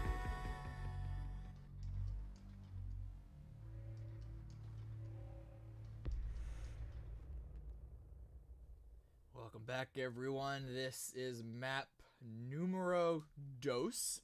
In this matchup between Carnage and Chaos versus Nomads, and even through a 71% community vote. In favor of Nomads, Carnage and Chaos were the ones to use the Carnage and the Chaos in their entire arsenal to take map 1, to take Consulate. They're now 1-0 up in this best of 3, but now we're going over to Oregon to see who, if Nomads can tie it up, bring it 1-1, Attackers need to locate or and defuse is as many Carnage and bombs Chaos as going they to take can. this 2-0 and make this a whole week of 2-0? I think that would be the case. No, our series went the distance So you on Wednesday. okay. But- So the first one was 2-0. Yours went the distance. So not fully 2-0. I am apparently not as well as informed as I thought it was. Nonetheless, Oregon first setup on the defense is Nomads starting it all off, taking the top floor, not the basement. Is that because the mirror is gone? 10 seconds to go. Probably. So, looking at the operator bans right now, Glaz was banned by Nomads. seconds to insertion. Carnage and Chaos banned Blitz and Mira, followed up by a Nomad ban Attackers of have recovered Vigil. their diffuser. I gotta say, Attackers the locate biggest thing and here defuse the from bomb. Carnage and Chaos is going to be the Blitz and the Mira. The Blitz is probably a straight counter ban, like once again to Nomads. Nomads is probably known for using a Blitz. I know Sharsh is a Blitz player for the most part. Obviously, Sharsh isn't playing tonight, but maybe that's just what He might they're be known back, for. actually. By my understanding, he was only out the first map, but as you said, I actually don't see him on the Yeah. the board. No, but so I mean, Nomads probably just kind of has that, hey, let's play Blitz a lot, sort of mentality, right? So I like that ban. And then Mira, against lesser teams or teams that are unprepared, Mira just isn't really, or a Mira ban is actually really strong, excuse me, because they're not used to playing without a Mira, especially for so long. So you can tell the Carnage and Chaos, they want to take these aim duels. They don't want to have to, spend a whole lot of time dealing with mirrors or anything like that. They just want to go in and play for it. Looking at the operator lamp going into this attack, a Thatcher, Habana, Zofia, Capitao, and Ash, it's really not a conservative pick. I mean, if it was a conservative, you would have seen like a great pick from Vandal. Kyle being very, very aggressive. Yeah, Vandal, stop peeking it. That's exactly it. I mean, honestly, you just do not need to be aggressive there. You're losing your team rounds by doing that. As I was saying. Yeah. Go ahead. No, just I was gonna you can argue that him getting away with those first couple of picks, he was really testing his luck, and the Bomb third located time, by it's attackers. like, come on, that's enough. Vandal easily takes another for that one. Yeah, for sure. Attackers So like I was saying, I mean, located a the bomb. operator picks here from the attacking team is not very conservative. Super, finding a second pick. The reason why I say not very conservative is because they don't have a thermite. So you're going to be seeing a lot more aggressive downstairs. Super is going to be traded back by Euphoria. So good job there, honestly. That's exactly what they needed. They just need to get Habana into Master. They just need to go for it now. Lots of aggression downstairs, but that's exactly what they need because again, they don't have a thermite. So it really just kind of comes down to just a lot of gunplay. That's exactly what you're seeing. Gio's gonna find another kill, and it's all up to Suzaku. Honestly, Carnage and Chaos just absolutely walking through Nomads, and I honestly expected a little bit more from Nomads coming out of here. Yeah, sure, the mirror isn't in play, so that's probably why they went back upstairs. But honestly, I kind of expected more. I really did. But I don't know about you, this is the exact amount of action that I was expecting, even though it was only losing one on the attacking side. This is where I like to see strong, fast gunplay, and if this is gonna set the tone for the entire New Oregon, I think we are in for a very, very good showing.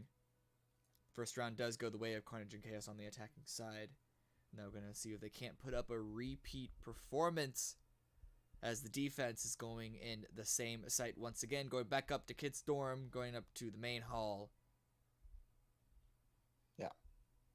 honestly, I think Nomads needs to learn when they can get aggressive and when they need to be kind of playing back and a little bit more reserved. Because if you're going to be playing aggressive, Attackers especially need to on round locate and one, defuse as many bombs you're as they just like I said, you're opening yourself up to losing a lot more than you have to do. I mean, honestly, do they need to lose a man that early? No. Do they need to be peeking? No. Do they need to be focusing a little bit more on downstairs? Yeah, probably a lot more. Pulse isn't banned. Why aren't these guys running a pulse? They need to be setting up a little bit heavier inside the kitchen. They have a mute downstairs, and he just reinforced kitchen wall. So that tells me that they kind of got the idea. You know, they kind of want to play downstairs. But then why not bring the pulse, right? I understand the mute pick, and I understand all these picks, right? I can make an argument for every single 10 pick here on seconds defense. remaining. However, at the same time, like you got to realize, like, hey, seconds we left don't have a before Mira, insertion. we don't have a Valkyrie, we don't have any information whatsoever. Attackers have recovered So their they're defuser. literally just relying on their Attackers' gunplay. objective is And if they're locate just a going to be, bomb and you know, defuse going it. for those wild errant peaks, it's not going to work out too well for them. As long as Carnage and Chaos is just going in and hitting the shots, and depending on how well the droning is going to be going. Yeah, the operator picks. Basically, if I could summarize what you were saying, are good operators for this map, but they don't quite have that glue to gel them all together in this particular configuration. Yeah, pretty much. I mean, they're just missing that that little spice, A little right? special, You know, special something. Put it like they're missing. Like, there's no garlic. They need a little bit of more peppercorns. You know, all that good stuff. Yeah, I mean, like I said, I mean, yeah, sure, the Legion is cool, but why bring the Legion at this point when you know Carnage and Chaos hasn't really been running shields, right? You know, they're not really doing anything crazy. They have been running a glass. Okay, fair play. You know, maybe you're worried about the pushing from glass from. Oh, that's why you might want to bring a Legion. You know, throw a Gumon into smoke and then just kind of delay that glass push. But again, you just don't need to be, right? Like if you are relying on maybe say for example the mute, like maybe you're relying on the mute to get like a lucky C4 for the plant. Like what is your plan to deny the plant? To rush through? To use smoke? No. So their plan right now is to get aggressive. You already saw Jaeger run out this round, and he's down to about 25 HP. So I think if you're Carnage and Chaos, you understand the tempo that the defenders are trying to take. The tempo is being aggressive, right? And that's kind of being that's Nomads, right? Like that's Nomads. If I had to put like a one word like identifier or like a label on Nomads, it'd be aggressive. And as long as the attackers realize that, I think it's gonna be really easy to just kind of pick apart some of these defenses. Well, they are starting to run down the clock a little bit. They haven't gotten too far onto the actual sites themselves, but as I say that, Nomads actually get the first frag of the round onto the Ash. Euphoria does take a lot of damage by doing so, but they're still up 5-4. 1-to-1 trade happens almost immediately after. Losing the Legion, but taking out the Zofia as well. And now we're less than a minute.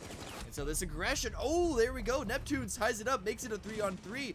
Runs back up the stairs, and Carnage finds another onto throw. Callie does trade it back onto Carnage. And now it's a 2-on-2, but then Callie peeking out the side with the MP7 does find Vandal and make it a 2-on-1. Risky run across, but not going to take too much damage from that thanks to the smoke canisters blocking vision after we made it halfway across, I guess I should say. But Thatcher is now trying to relocate, trying to move now upstairs. Has to go through barbed wire, and that's going to be a sound cue, giving himself away. Trying to peek for something inside the room. Shoots a dead body, and that gives his position away. He's trying to peek around the side, but no one's peeking into his position. The defenders are playing this perfectly, set up a crossfire. And Callie gets the final shot onto Neptune's. Defenders winning round number 2, tying this up 1-1. So okay, so we just pretty much just saw the exact same thing from Carnage and Chaos. They pretty much just went downstairs and they were just kind of hoping for some picks. Super got picked off there, and Geo got a trade, right? Sure, that's what their plan. Their plan is to literally just go downstairs just one by one because they don't really have like set strats, right? So they're just kind of going in. They're looking for frags. The first round it worked out really well. The second round not so much. I think it was still winnable though. You know, once Neptune's got that equalizer kill, I think the play there was actually just to slow down a little bit. We saw Vandal using Capital Fires, and he threw him out. But guess what? I think there was a run-through by Bandit at that point. Like, at that, you just need to wait. I think if they had waited for Neptune to get back into position, and maybe given him, like, maybe another 10 seconds, I'd say, you could have had another gun covering for the push-through. Because you know Nomads is going to be aggressive. They've already proven that at this point. So you got to kind of be expecting them to be kind of aggressive in that situation to try and deny that plan.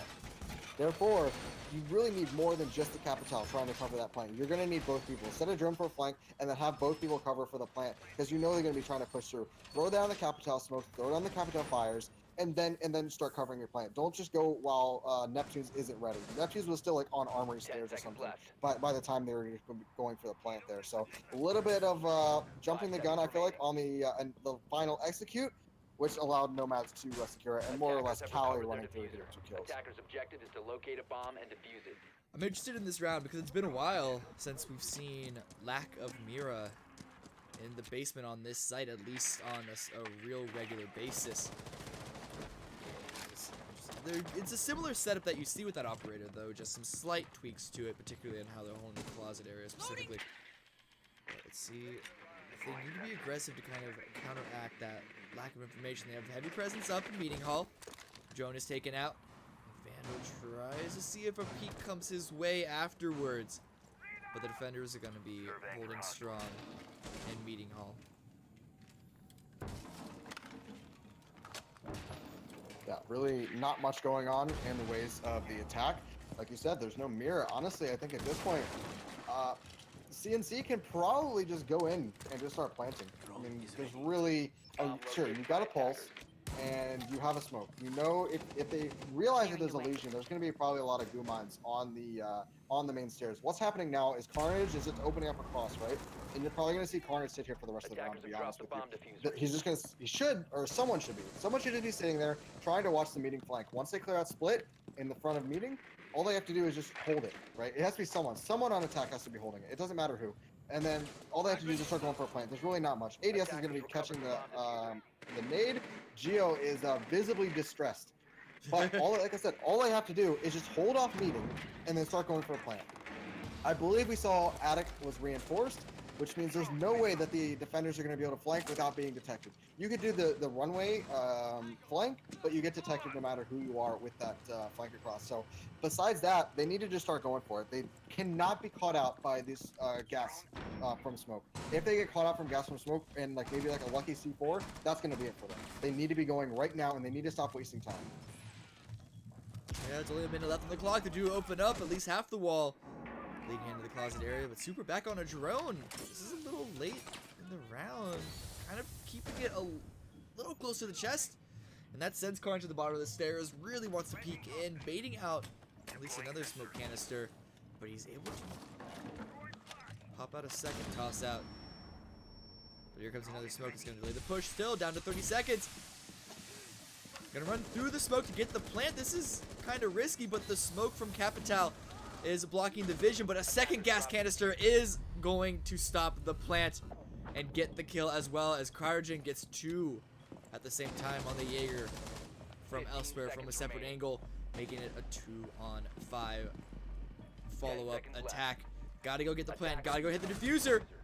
Fronted immediately by the pulse. And able to get 2 kills, but Callie and Bully Hunter able to follow up and finish the whole thing out. Again, just came down to poor time management there.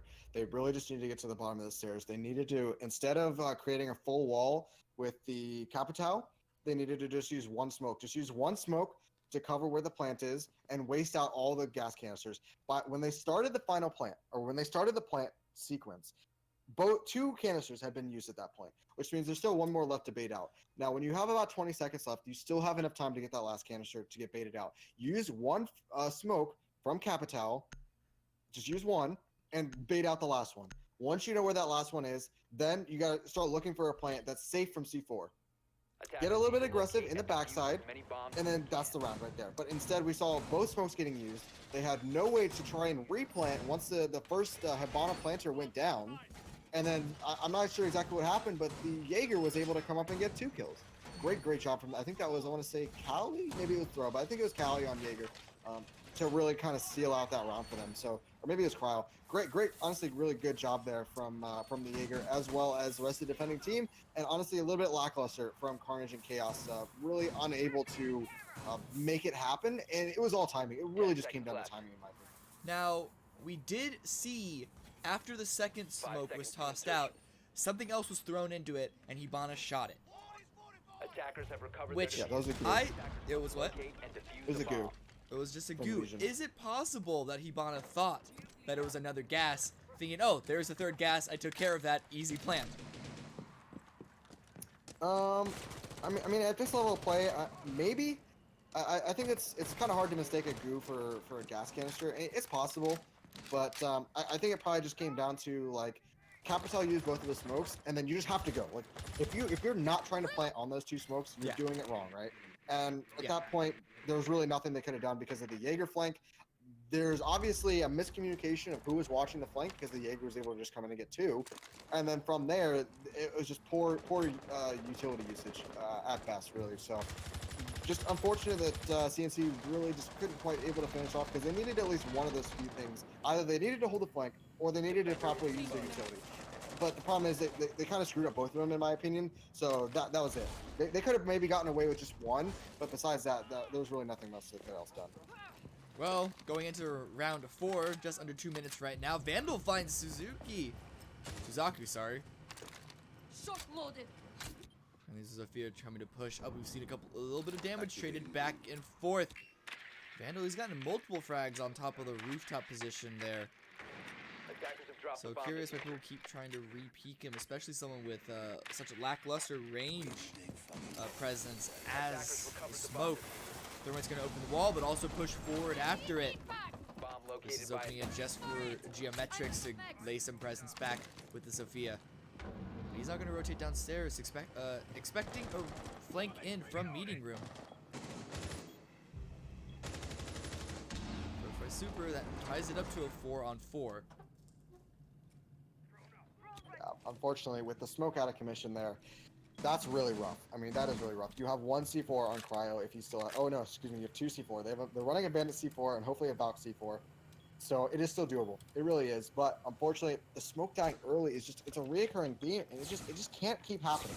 Like, it is not going to fly against fully coordinated teams there, right? So it's just, I really just am not liking this at all. It's going to be up to the attackers really trying to make something happen, though, with those Capital smokes. Cali finds one. That's going to be the planter. Another one comes through the breach. Cali finds a second. Good job from him. It is now a 4-on-2 in advantage of Nomads. Yeah, definitely turning it around. Such low health on 2 of the members on the defending side, but they at least have those members alive and ready to continue to give their life away for the cause.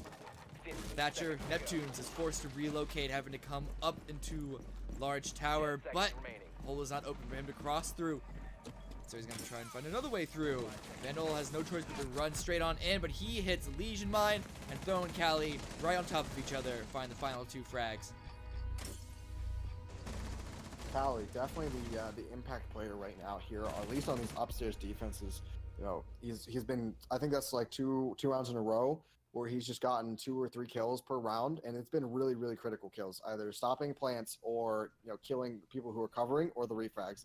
Honestly, the timing could not be better for Nomads, and now we see a 3-1 scoreline for them. If you're Carnage and Chaos, you have to be kind of worried right now. You have to be kind of thinking, okay, like what isn't working? And honestly, it just comes down to, I think, utility. I want to say utility usage and just timing, because in that case, again, you know, put Capital on runway window, and then you might actually have a decent chance at being able to just get a plant off. Or completely try something different. Go for like a big window take, or go for a rush or something like that, because they're just letting Nomads get set up, and they're letting Cali just do whatever he wants. If you kind of realize that Cali's been playing on white stairs this whole time, you know, try and counterplay that, right? Don't let him be comfortable. You know, get a nade in there, get someone in bottom main stairs, and then really start working it. The one round that they've won so far was just off of individual play down in the first floor underneath the site. However, we haven't seen that since, right? So if they realize that kind of worked, maybe they spend a little bit more time downstairs. Send some drones, send some entry fraggers down there, and take control downstairs. Get the bandit off of white, and then start going for your push. Don't just let him sit wherever he wants.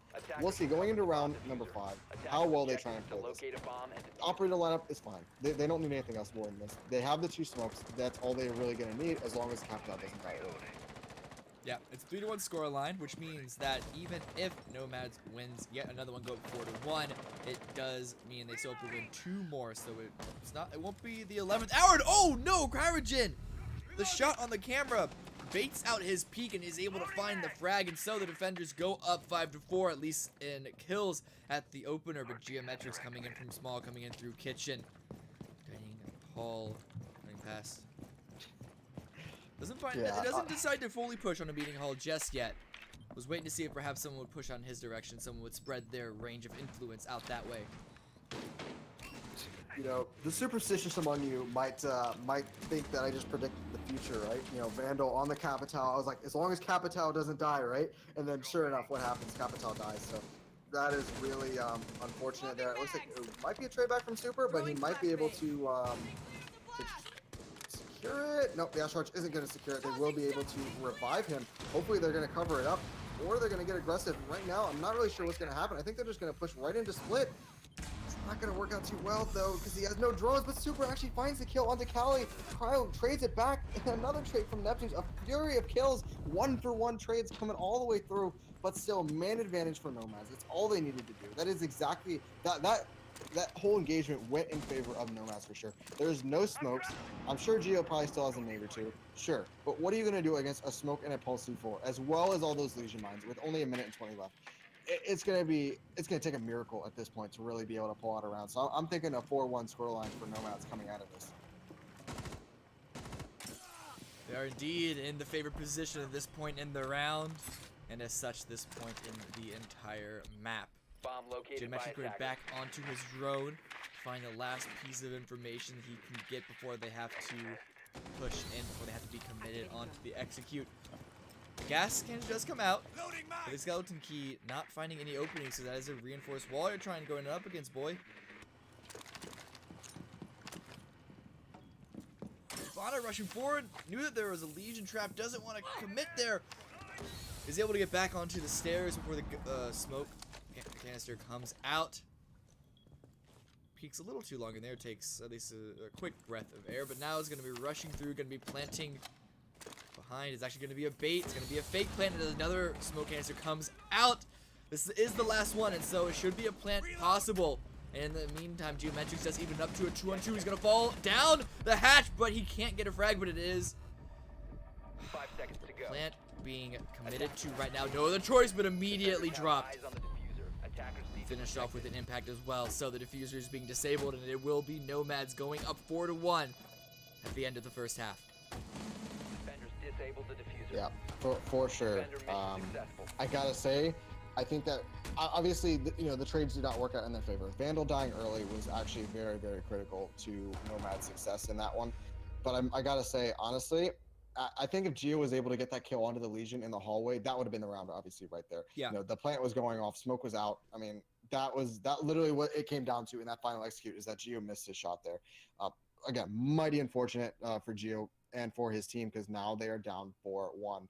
We've seen comebacks of this caliber before, but it's going to be tough here. It's really going to be tough unless they have a good answer here on defense. The sides have swapped, and yeah, 4-1 scoreline is not what you want to be seeing if you are Carnage and Chaos.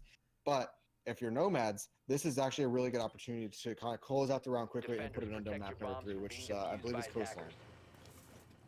Yes, indeed it is, if I am also not mistaken.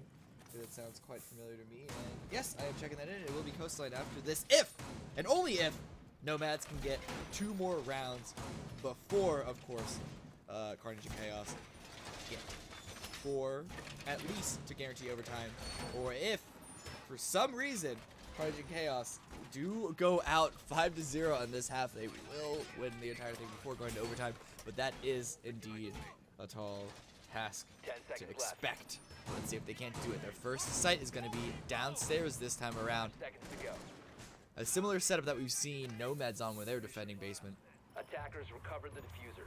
Attackers are moving out to Yeah, locate for a sure. bomb I mean, and defuse it. Looks like they're going to be probably starting for a meeting hold. I don't see any rumors over towards the west, so they're going to be playing fairly conservatively, I'd say, actually. You know, nothing too out of the ordinary, nothing too crazy right now.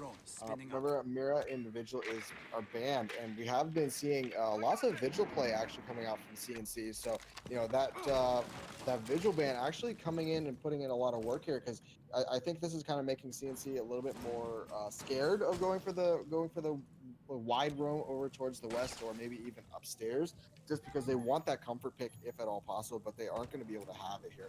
So it's literally just going to be CNC just trying to stick inside of meeting. Nothing too crazy. We do have a bandit C4, but nothing else besides that. And this is literally just going to come down to, are they going to be able to get any kills from meeting? You know, are they going to be able to go for the flank here? I'm not sure what the setup is upstairs inside of attic, but maybe they might be able to make a rotate across to the second floor late in the round. I think that would be a really smart thing to do. But right now, if you're Nomads, you just need to be going for the site. Just open the hatch and just start working it. Throw on the Jackal, trying to find something, trying to seek something out, trying to sniff it out. And he is able to figure out where the Legion is playing, whereabouts. Takes a little bit of damage from actually a teammate's frag grenade, but he should be able to shrug that off without too much worry. But they still need to push in onto meeting hall if they want to successfully take this site. And there's a minute and a half left. They are opening some of the reinforced walls with the Hibana, and this does push the defenders further back into the hall. But they have yet to get any frags either side. Legion does decide to rotate down, however. They don't want to get too many people up here, just in case the final push does come from a different direction. And it is going to be coming down laundry stairs.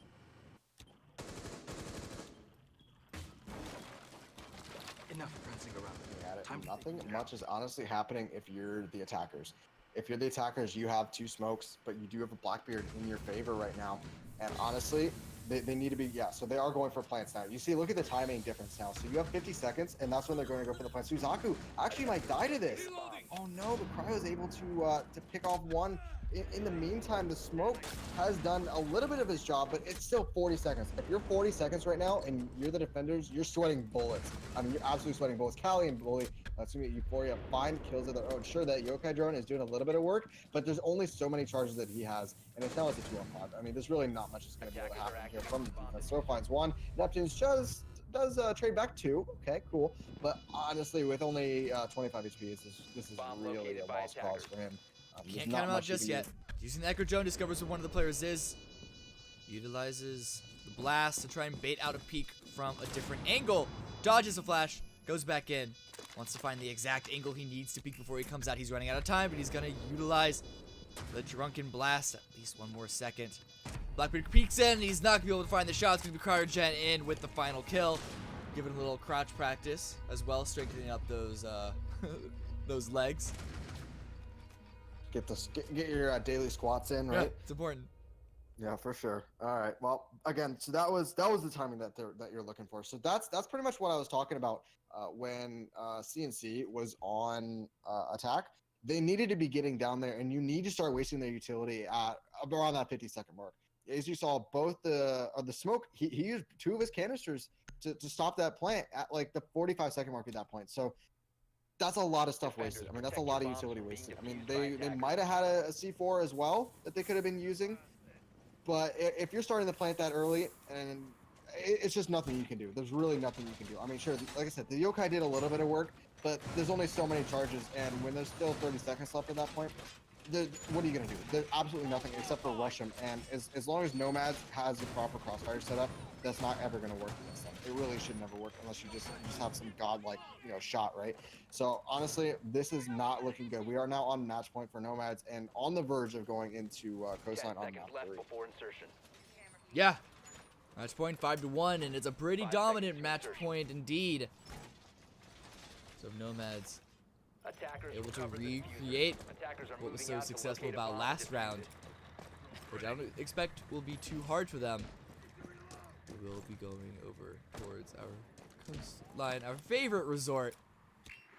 But let's not get too ahead of ourselves. It still needs to happen.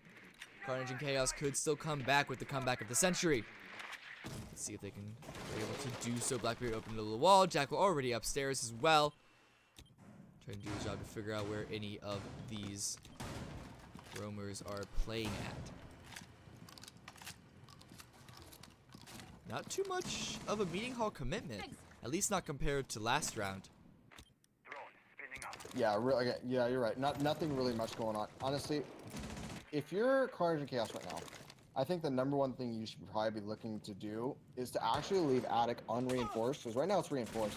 But actually, if you leave it unreinforced, good job, Super, taking out the Jackal. Actually, no smokes. that's actually pretty decent. But he gets a little bit too aggressive to try and find another one. When they have the man advantage, you don't need to be getting aggressive. He gets aggressive there.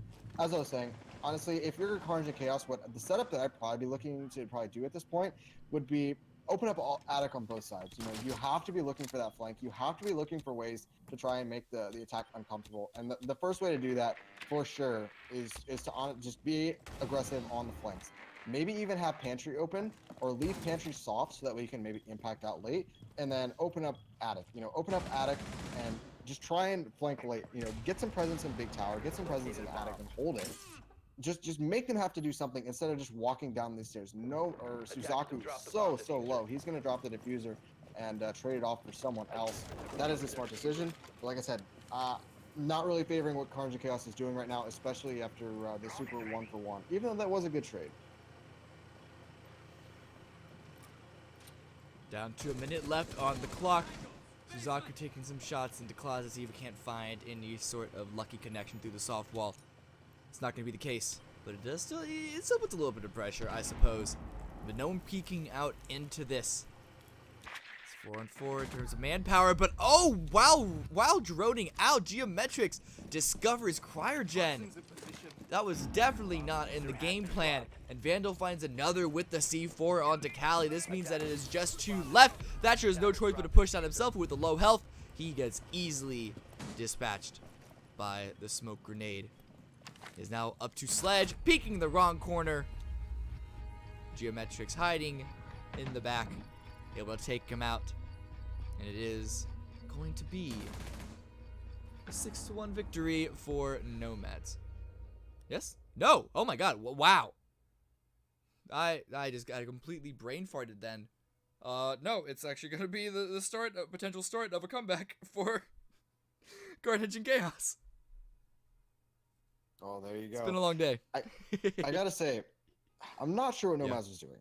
Cryo, like, why were you on backstairs as Blackbeard? Like, you don't have any big tower control. You might as well just go in the front. Like, they did exactly what they needed to the round previous, but this time they just didn't. Like, nothing changed. Okay, sure, they lost their Jackal. Okay, big deal, right? You know, yeah, sure, you don't have any smokes, but you can still, like, there's no mirror, right? So you can still just get down there and just play it like normal. That's what kind of worries me, honestly, is that they just didn't do this exact same thing. Like, it works so well that all they had to do is just do the same thing. You didn't need to change anything. The positioning was just all wrong there, I felt like. And honestly, I don't know. I just was not a big fan of that round coming from Nomads. They still have a very, very healthy buffer at this point, 5-2. So they can still close it out here. But I wasn't really a big fan of what they did last round compared to what they did previously. So we'll see exactly how well CNC is able to kind of hold this. Interesting little setup. They're kind of giving away master control. I'm not sure why that is. I mean, they're completely castled it off. They're reinforcing it as well. I mean, it almost feels to me like they want to play Armory really, really bad, but then they don't want to help Armory because of Master, because they're just going to get, the attackers are going to get inside the Master, and then they're just going to be able to help pressure Armory because they're not worried about it because it's been castled off, right? That's peculiar to me. Well, we have seen that armory wall fortified without anyone actually playing inside, but it does seem that castle is going to be sticking in that position. And as you said, that's quite worrying because with the master control easily taken by the attacking side, that is a clear wedge in between the two forces. Then again, that also could work in the defender's favor because they can get an easy, simple flank. But it looks like they are figuring out that exact same conclusion. As you can see the castle on the X-ray rotating elsewhere. Stormite opens up a hole in the wall, but the run out from Neptunes is going to find a connection onto Suzaku. Euphoria does get a refrag elsewhere on the map, dropping out Geometrics, taking out that castle. So it is still a 4v4. Let's see if the attackers, what they do next to try and push it further. It's going to be Carnage. Actually, I believe on the smoke to get another frag, taking out the Blackbeard. Interesting conclusion to a smoke v Blackbeard fight. Yeah, definitely not a fight you'd expect the Blackbeard to lose. Maybe just caught him off guard or whatever happened here. But again, so now the attackers, it's a 3-on-4. They did not shoot a default cam at Junkyard, so that kind of allowed Neptunes to jump out and get a free kill. I mean, it was literally just a free kill. I mean, when you're sitting there on the cam like that, no disruption at all for the attackers. They don't have any smokes. They don't have. I mean, they might have some flashes. They're having to thermite a castle. It's pretty funny actually. when they have a sledge. So I mean, I don't know. A little bit. Oh, Callie! He gets it. Oh wait, but he stops the thermite charge. Yeah. That's actually. I don't know. Is that worth giving his life away? Because all the thermite charges are down now. No, I don't know how to feel, actually. I really do not know how to feel. I mean, there's still 50 seconds left, so probably not. It's probably not worth it. But they evened it up. Vandal has his C4. He wants C4 Callie trying to punch it. That's why I was really confused. Why the sledge? Like, why not send the sledge to go big window? That's going to be clean. That's going to clean it up. CNC starting to mount a little bit of a comeback, but yeah. Like, why not send the sledge to go big window? So that way, in case there's a castle there, you can just sledge it open. I mean, obviously, Callie made it work for him, but then obviously having to try to punch it out, that C4 did its job from Vandal. Great job there from CNC. Able to hold down the line. It is still a match point. They have what seemed to be an insurmountable hole or insurmountable scoreline to try and overcome, but it is still Nomad. They're up by 2 rounds. I mean, nothing else can be said besides you just have to perform if you're CNC. Yeah, it is that point, but at the same time, CNC, it's only 2 rounds. 2 rounds isn't that much if you think about it. So, and look at how well they played, at least compared to previously in this match. They played the previous 2. I don't know. Are Nomads going to start sweating at this point? How worried should they be? You know, thinking about it, I think that maybe CNC is just having a slow read. You know, maybe it was taking them a couple of rounds to get started and trying to read exactly what is going on here. Because Nomads started out really, really strong. I mean, yeah, sure, they lost the first round, but then they went 4 rounds in a row besides that. So I think that maybe CNC was just having a little bit of a trouble, maybe just either hitting the shots on Callie or just having a tough time reading exactly what is happening to them.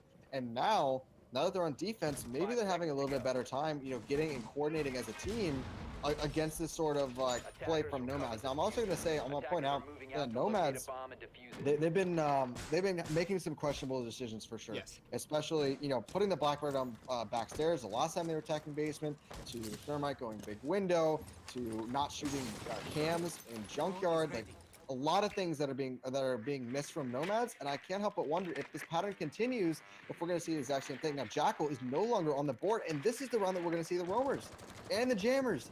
I don't know how Nomads is going to react to this. I mean, obviously they're going to have the sledge inside of Armory, and they're going to start a pinch going. But how much time is it going to delay? That is what it is about right now. Is just how much time is it going to delay? We're going to have to see. Euphoria, Bully Hunter on the sledge, makes his way into Armory, takes out a couple of pieces of utility, drops the camera, and I believe that was a mute jammer as well. He's not going to press his luck too much right now. He's holding an angle in through Catwalk. See if any sort of roamer wants to make his way back through there, back to the rest of his team. Or perhaps vice versa, but nonetheless, under 2 minutes, waiting out for the rest of his team to push in elsewhere.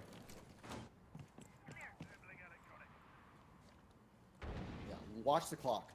That's all I'm going to say right now. It's just watch the clock. Exactly. Carnage, though, if he does find one, finds the opening pick onto the Bandit. Is that good enough, though, is the question. 1.5 minutes left. They've only found 1 kill, but Supreme trades that back. Oh, no, don't stand in the wire. Okay, he gets it in the end. Doesn't take too much damage. But Super finds, I believe that was his 2nd kill of the round. Takes out Throw now as well. Makes it a 4 versus 3 defense. This is an interesting round, how this is going right now.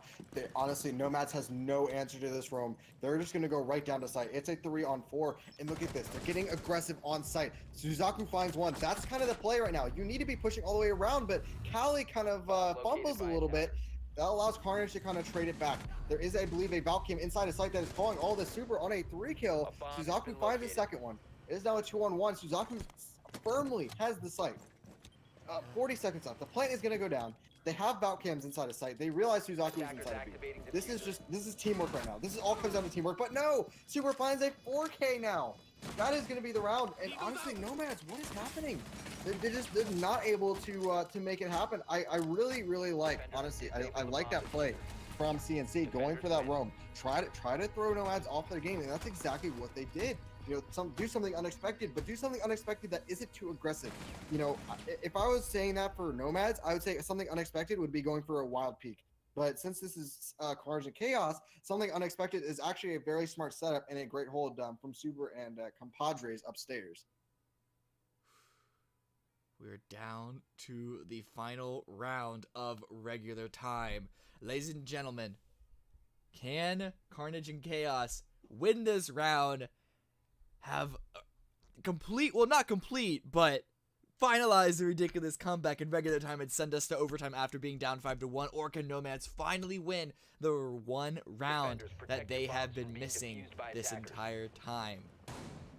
Going back upstairs, see if we have a similar hold or not. You criticized it originally, but it did end up working out in the defender's favor. Yeah, for sure. Definitely. I was not prepared, or obviously they were not prepared for those castles being set up. Cryo on Blackbeard just getting way too aggressive when he didn't need to be. I feel like there was just not enough utility set up here. But look at this operator lineup. They're bringing the Montang. I have a feeling that they're going to be going for a smoke play and trying to plant in the hallway instead. I think they're really going to try and throw off CNC by planting in that hallway. There is no pulse. They do have a Valkyrie. Okay, fair play. But look at that Legion. If the Legion Goose are able to really hit that Montang, that's going to spell absolute disaster. And it's also going to come down to Carnage's smokes. How well can Carnage smoke to try and deny that Monty? The Sledge immediately is seeing value once again, taking out those castles, unlike last round where they were trying to thermite them. Like, God forbid.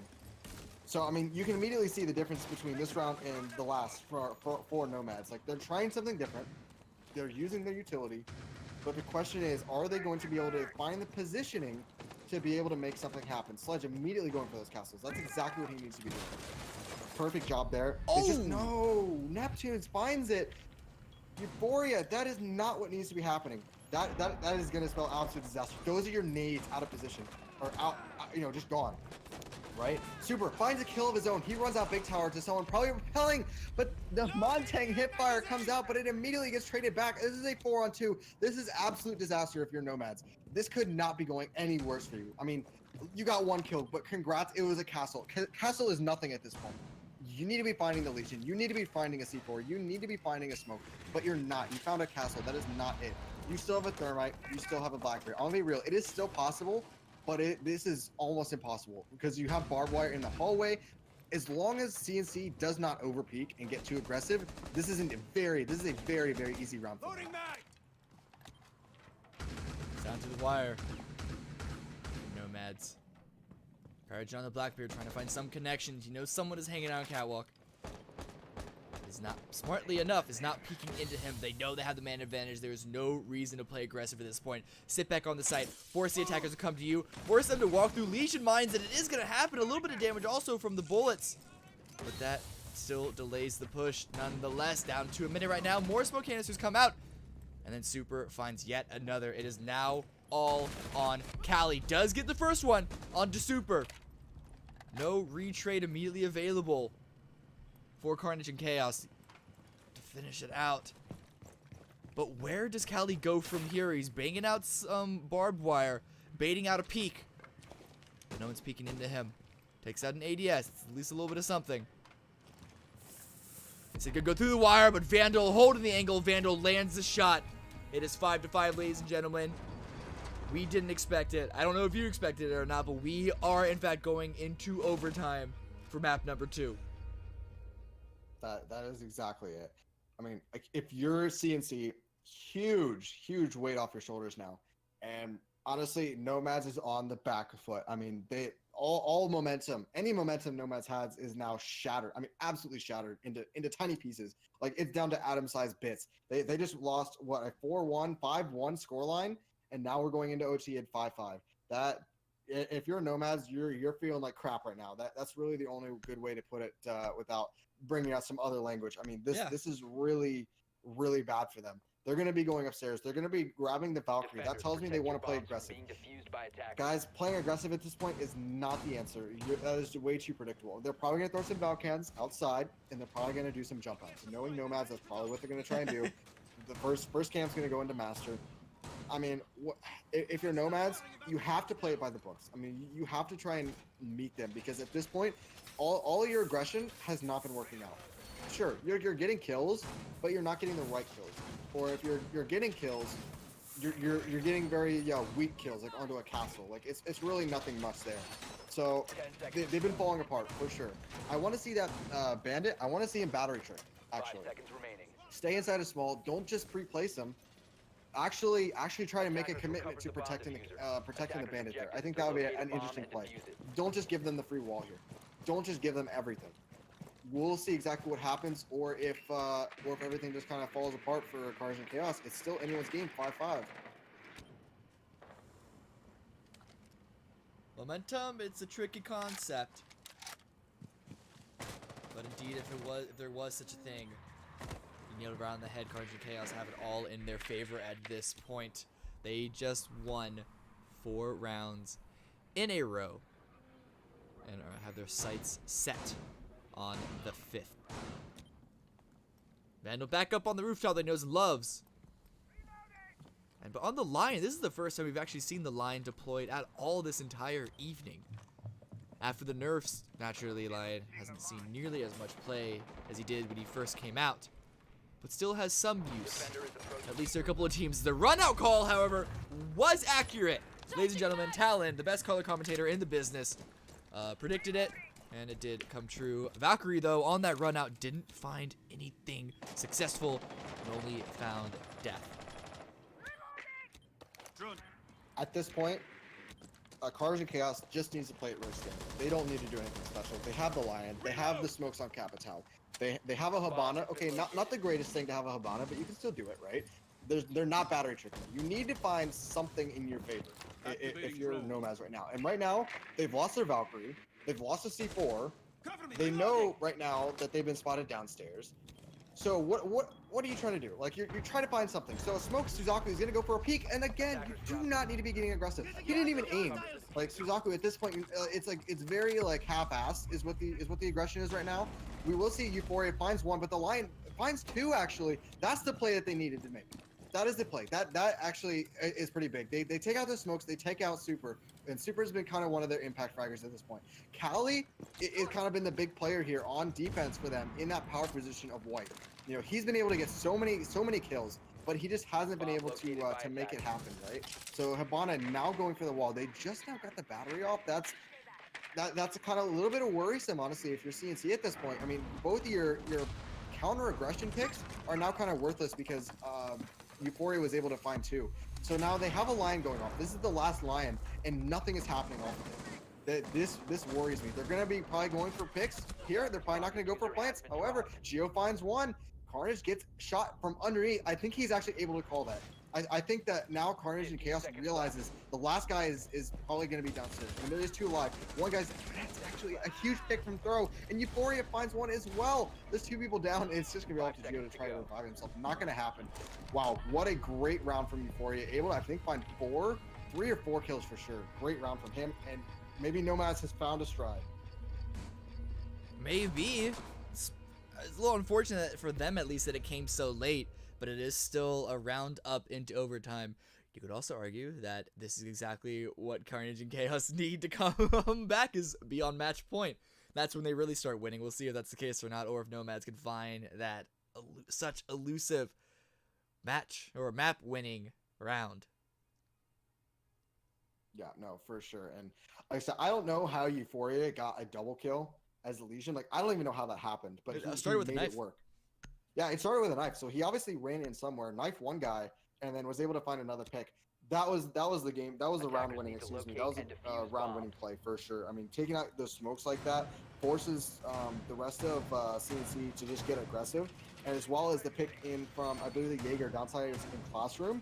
There was a hole at the breach, and he was able to shoot the Hibana through the hole. If he didn't, I think that would have been probably the round for CNC. So a couple of very, very critical picks for Nomads, and again, you do not need to be getting aggressive if you're Nomads right now. They're up a round.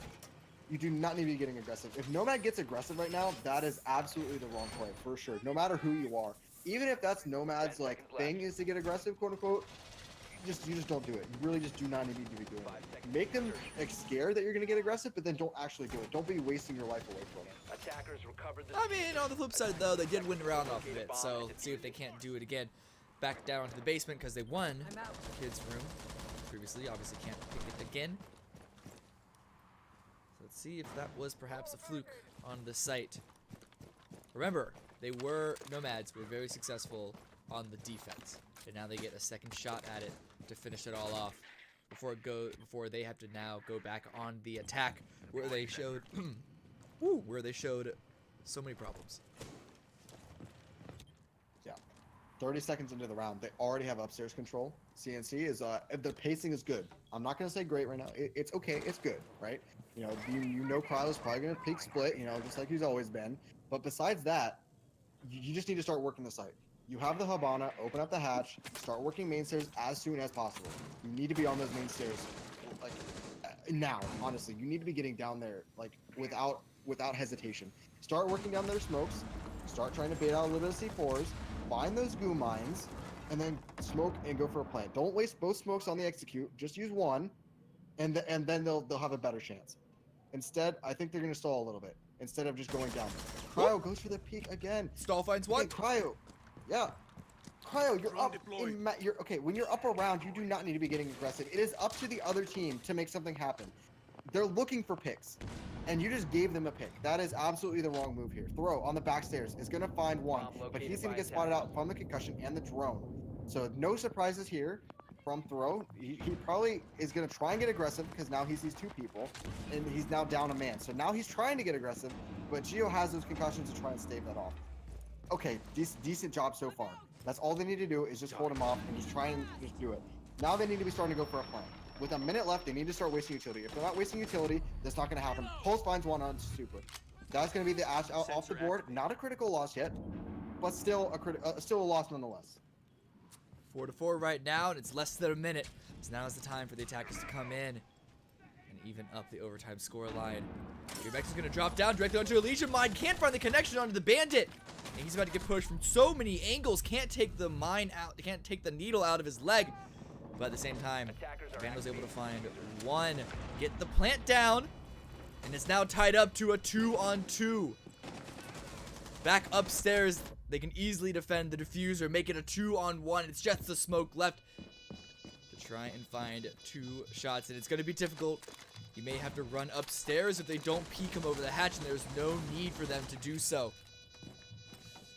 Can't even find his vaulting through it. Has to take more time to open it up. Will this side angle be successful? A flash is going to catch him. And he's hidden in the corner, at least for now. He does find the kill on the Hibana, but he's running out of time. He needs to find this frag immediately. But the Capital is staying quiet, and rotating around. And it is going to prove successful for him. It's going to be 1-1 on this half of overtime. So we're going into the second overtime now. It's going to be CNC on defense. This is where I think that CNC they successfully got through the attacking phase. I think that is the biggest key here, because it's a lot easier to lose to aggression when the aggressive players are on defense. It's very easy when you're on defense to get aggressive. When you're on attack, it's not nearly as easy because you have to deal with barbed wire, you have to deal with traps, you have to deal with all these other variables that you don't have to account for when you're on defense trying to get aggressive. And historically, the comeback from CNC happened when they were on defense, right? So now that they're back on defense, this is their power. This is it. This is the final push, the final countdown right now for CNC. I think if you're CNC, you're feeling super confident going into this second OT as now on defense, because you survived the worst part of it. You survived the storm by winning that, by at least evening out that half. That's exactly what they needed to do, completely, 100%. This is going to be a really critical round, going downstairs first. Very interesting, as well as bringing the Twitch. No real, nothing crazy going on the attacking lineup. No smokes. They have nades and they have an Ash. Congrats. You're bringing a Twitch. Congrats. Like, okay, where's your smokes? Where's your Blackbeard? Obviously, Glaz is banned. Glaz and Blitz is banned. But bring like a Monty. Bring something to help your case for disruption. But it's not. You're going to be relying solely on gunplay and getting picks. Ooh. Ash spotted out the Legion. I don't think the Legion knows how much information he actually ended up giving away with that rotate. Gonna be peeking out the side. Now he knows he is discovered. Luckily for him, though, Ash's bullets do not find his face. So he is at least alive at 4. Now, but Cali finds the first one onto Vandal. Throw, and Cali find 2 more. Make this immediately a 2-on-5. Still 2 minutes left, and they are already on the site. Geometrics with 1 more, but here comes Throw, peeking out the side, gets the drop, and gets the full-on kill. 1-on-4. It's all up to the Valkyrie. Has to use the C4 to open up the hatch, but it's only going to be a bait of direction. She falls down as well as a cover of sound, but Throw knows what's up, peeks around the side, and this was the most, like, single most dominant attacking favored round we've seen. They just run straight into the site. Yeah, they were not ready for that rush. I guess they didn't put any goo mines on main stairs, I suppose. Besides that, I mean, yeah, no, they just got right down and into business like really, really quickly. And I like that play actually from Nomads. That's exactly what they needed to do. You know, just, you know, do something different. You know, Super on the roam has really been causing you a big headache. So why not just go in for the rush, right? Like that is a good aggression because you're 6-6. It's not match point. There's no like threat of immediately losing. So you have that buffer to try and make a round like that happen.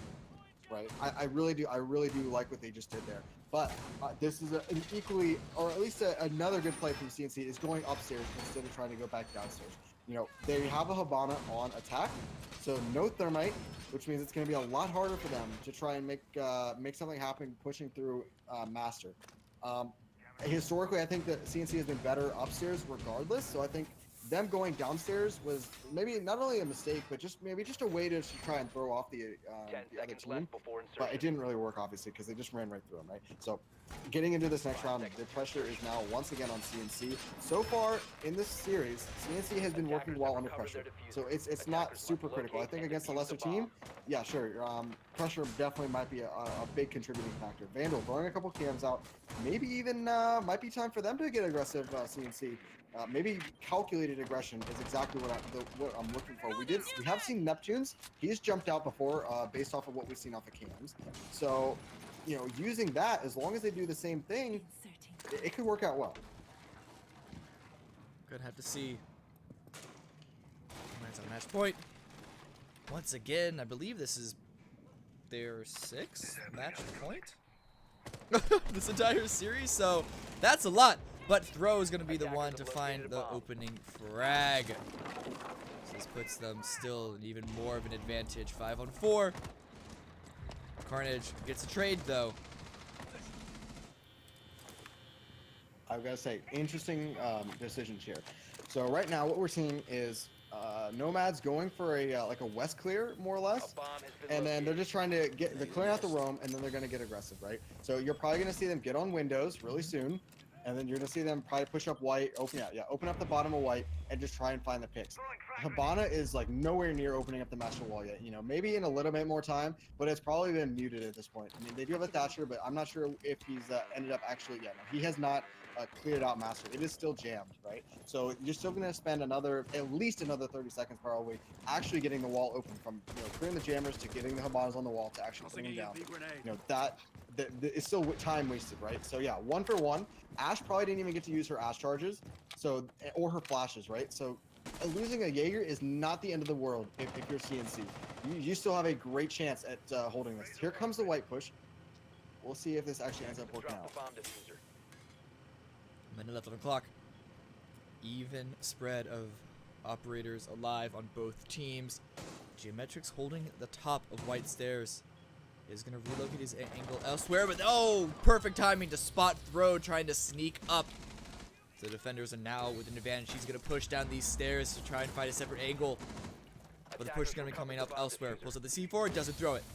Puts it back into his pocket at the wrong time as Suzaku does find him out, but immediately traded out by Vandal, and Super finds another one to Cali. It is just Euphoria left, and Super finds him as well with the double kill to finish it all off. We are heading into overtime number 2. Going into, I believe, is this the third OT now? No, it's I think this is. It's third side.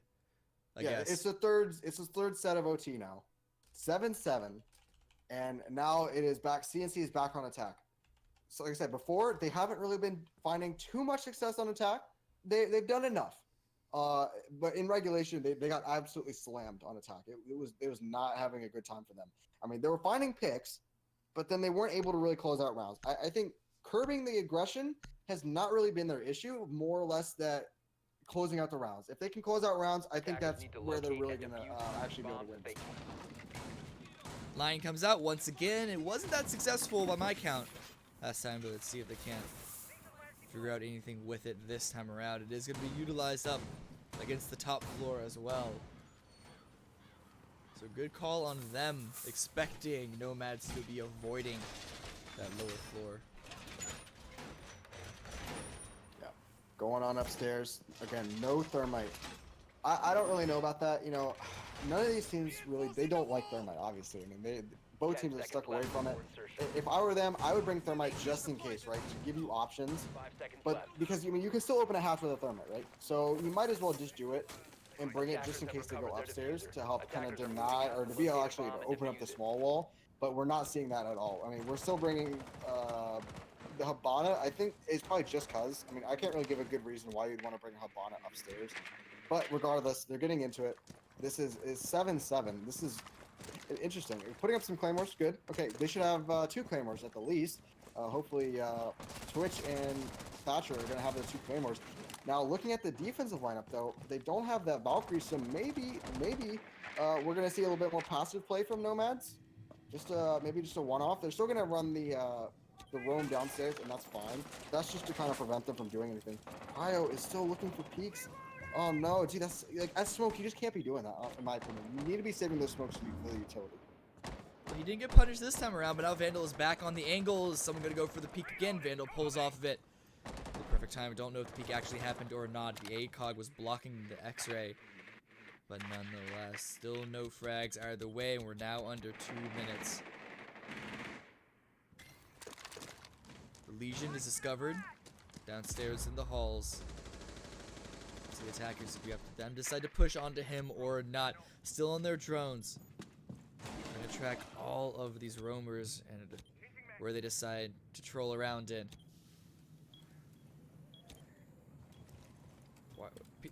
Guardian going for the peek. Gonna keep peeking out. It's in his blood or something.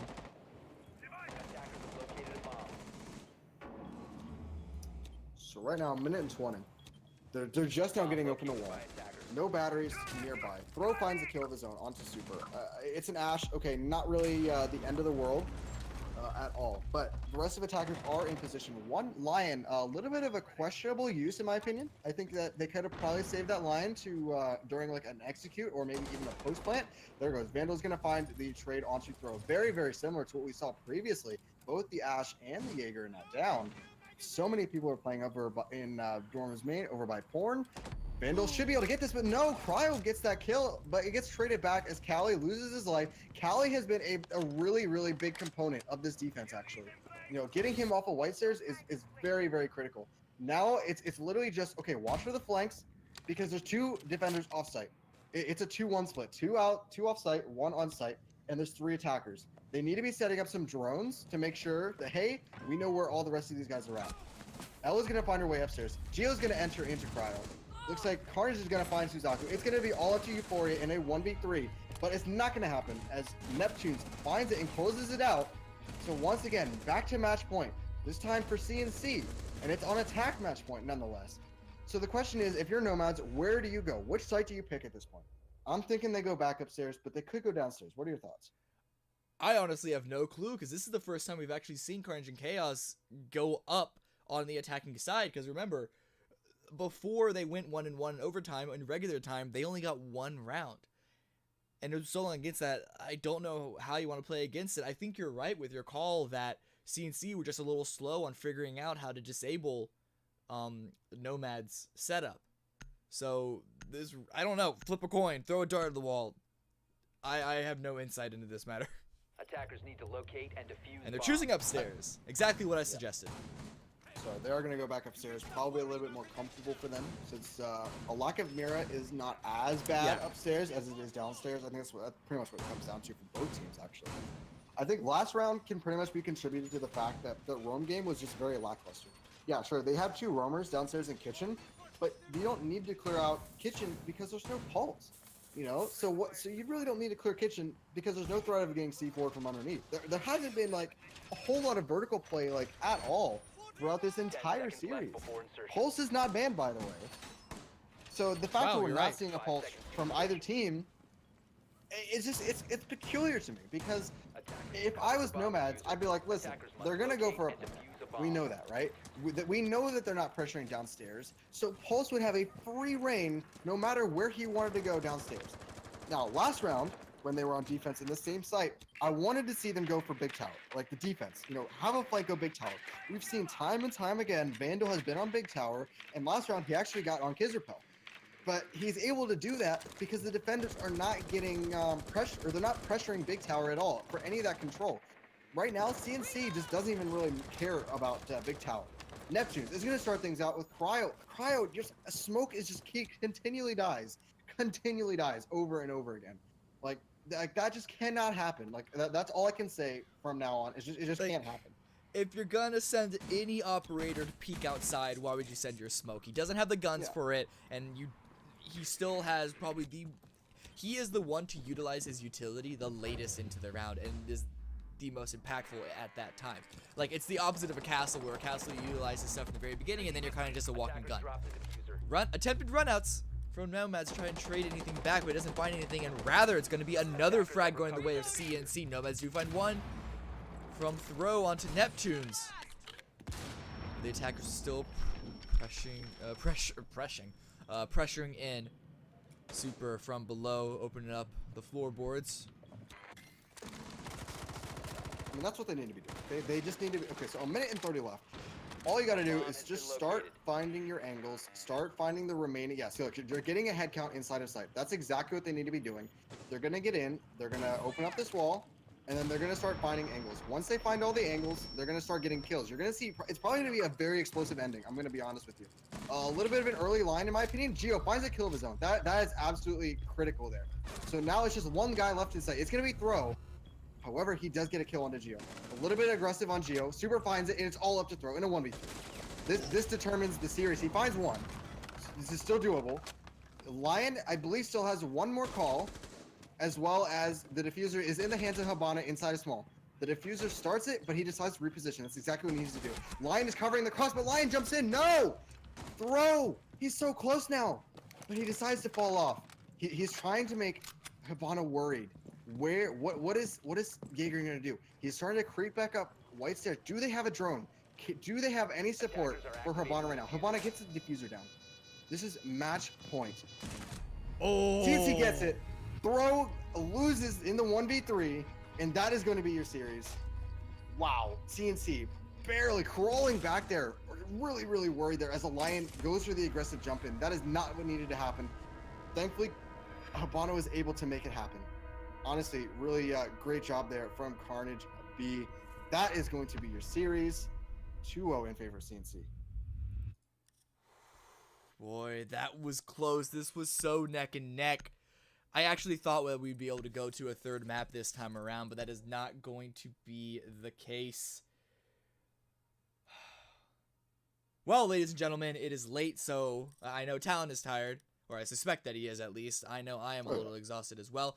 We know understandable that you would be as well. We don't want to keep you here any longer than we have to. So, thank you very much for watching. Remember to follow CCS Esports on Twitter, as well as follow Talon and myself, if you so please. And yeah, that's it for us. GG to all teams. Congratulations to Hydra and CNC for winning both series. And we will see you all next time. Remember, EU is on Mondays and Wednesdays. NA on Wednesdays and Fridays in their respective time zone time frames. You can go to the website as well as Twitter for all that information. But yes, for now, we will be saying adieu and good night.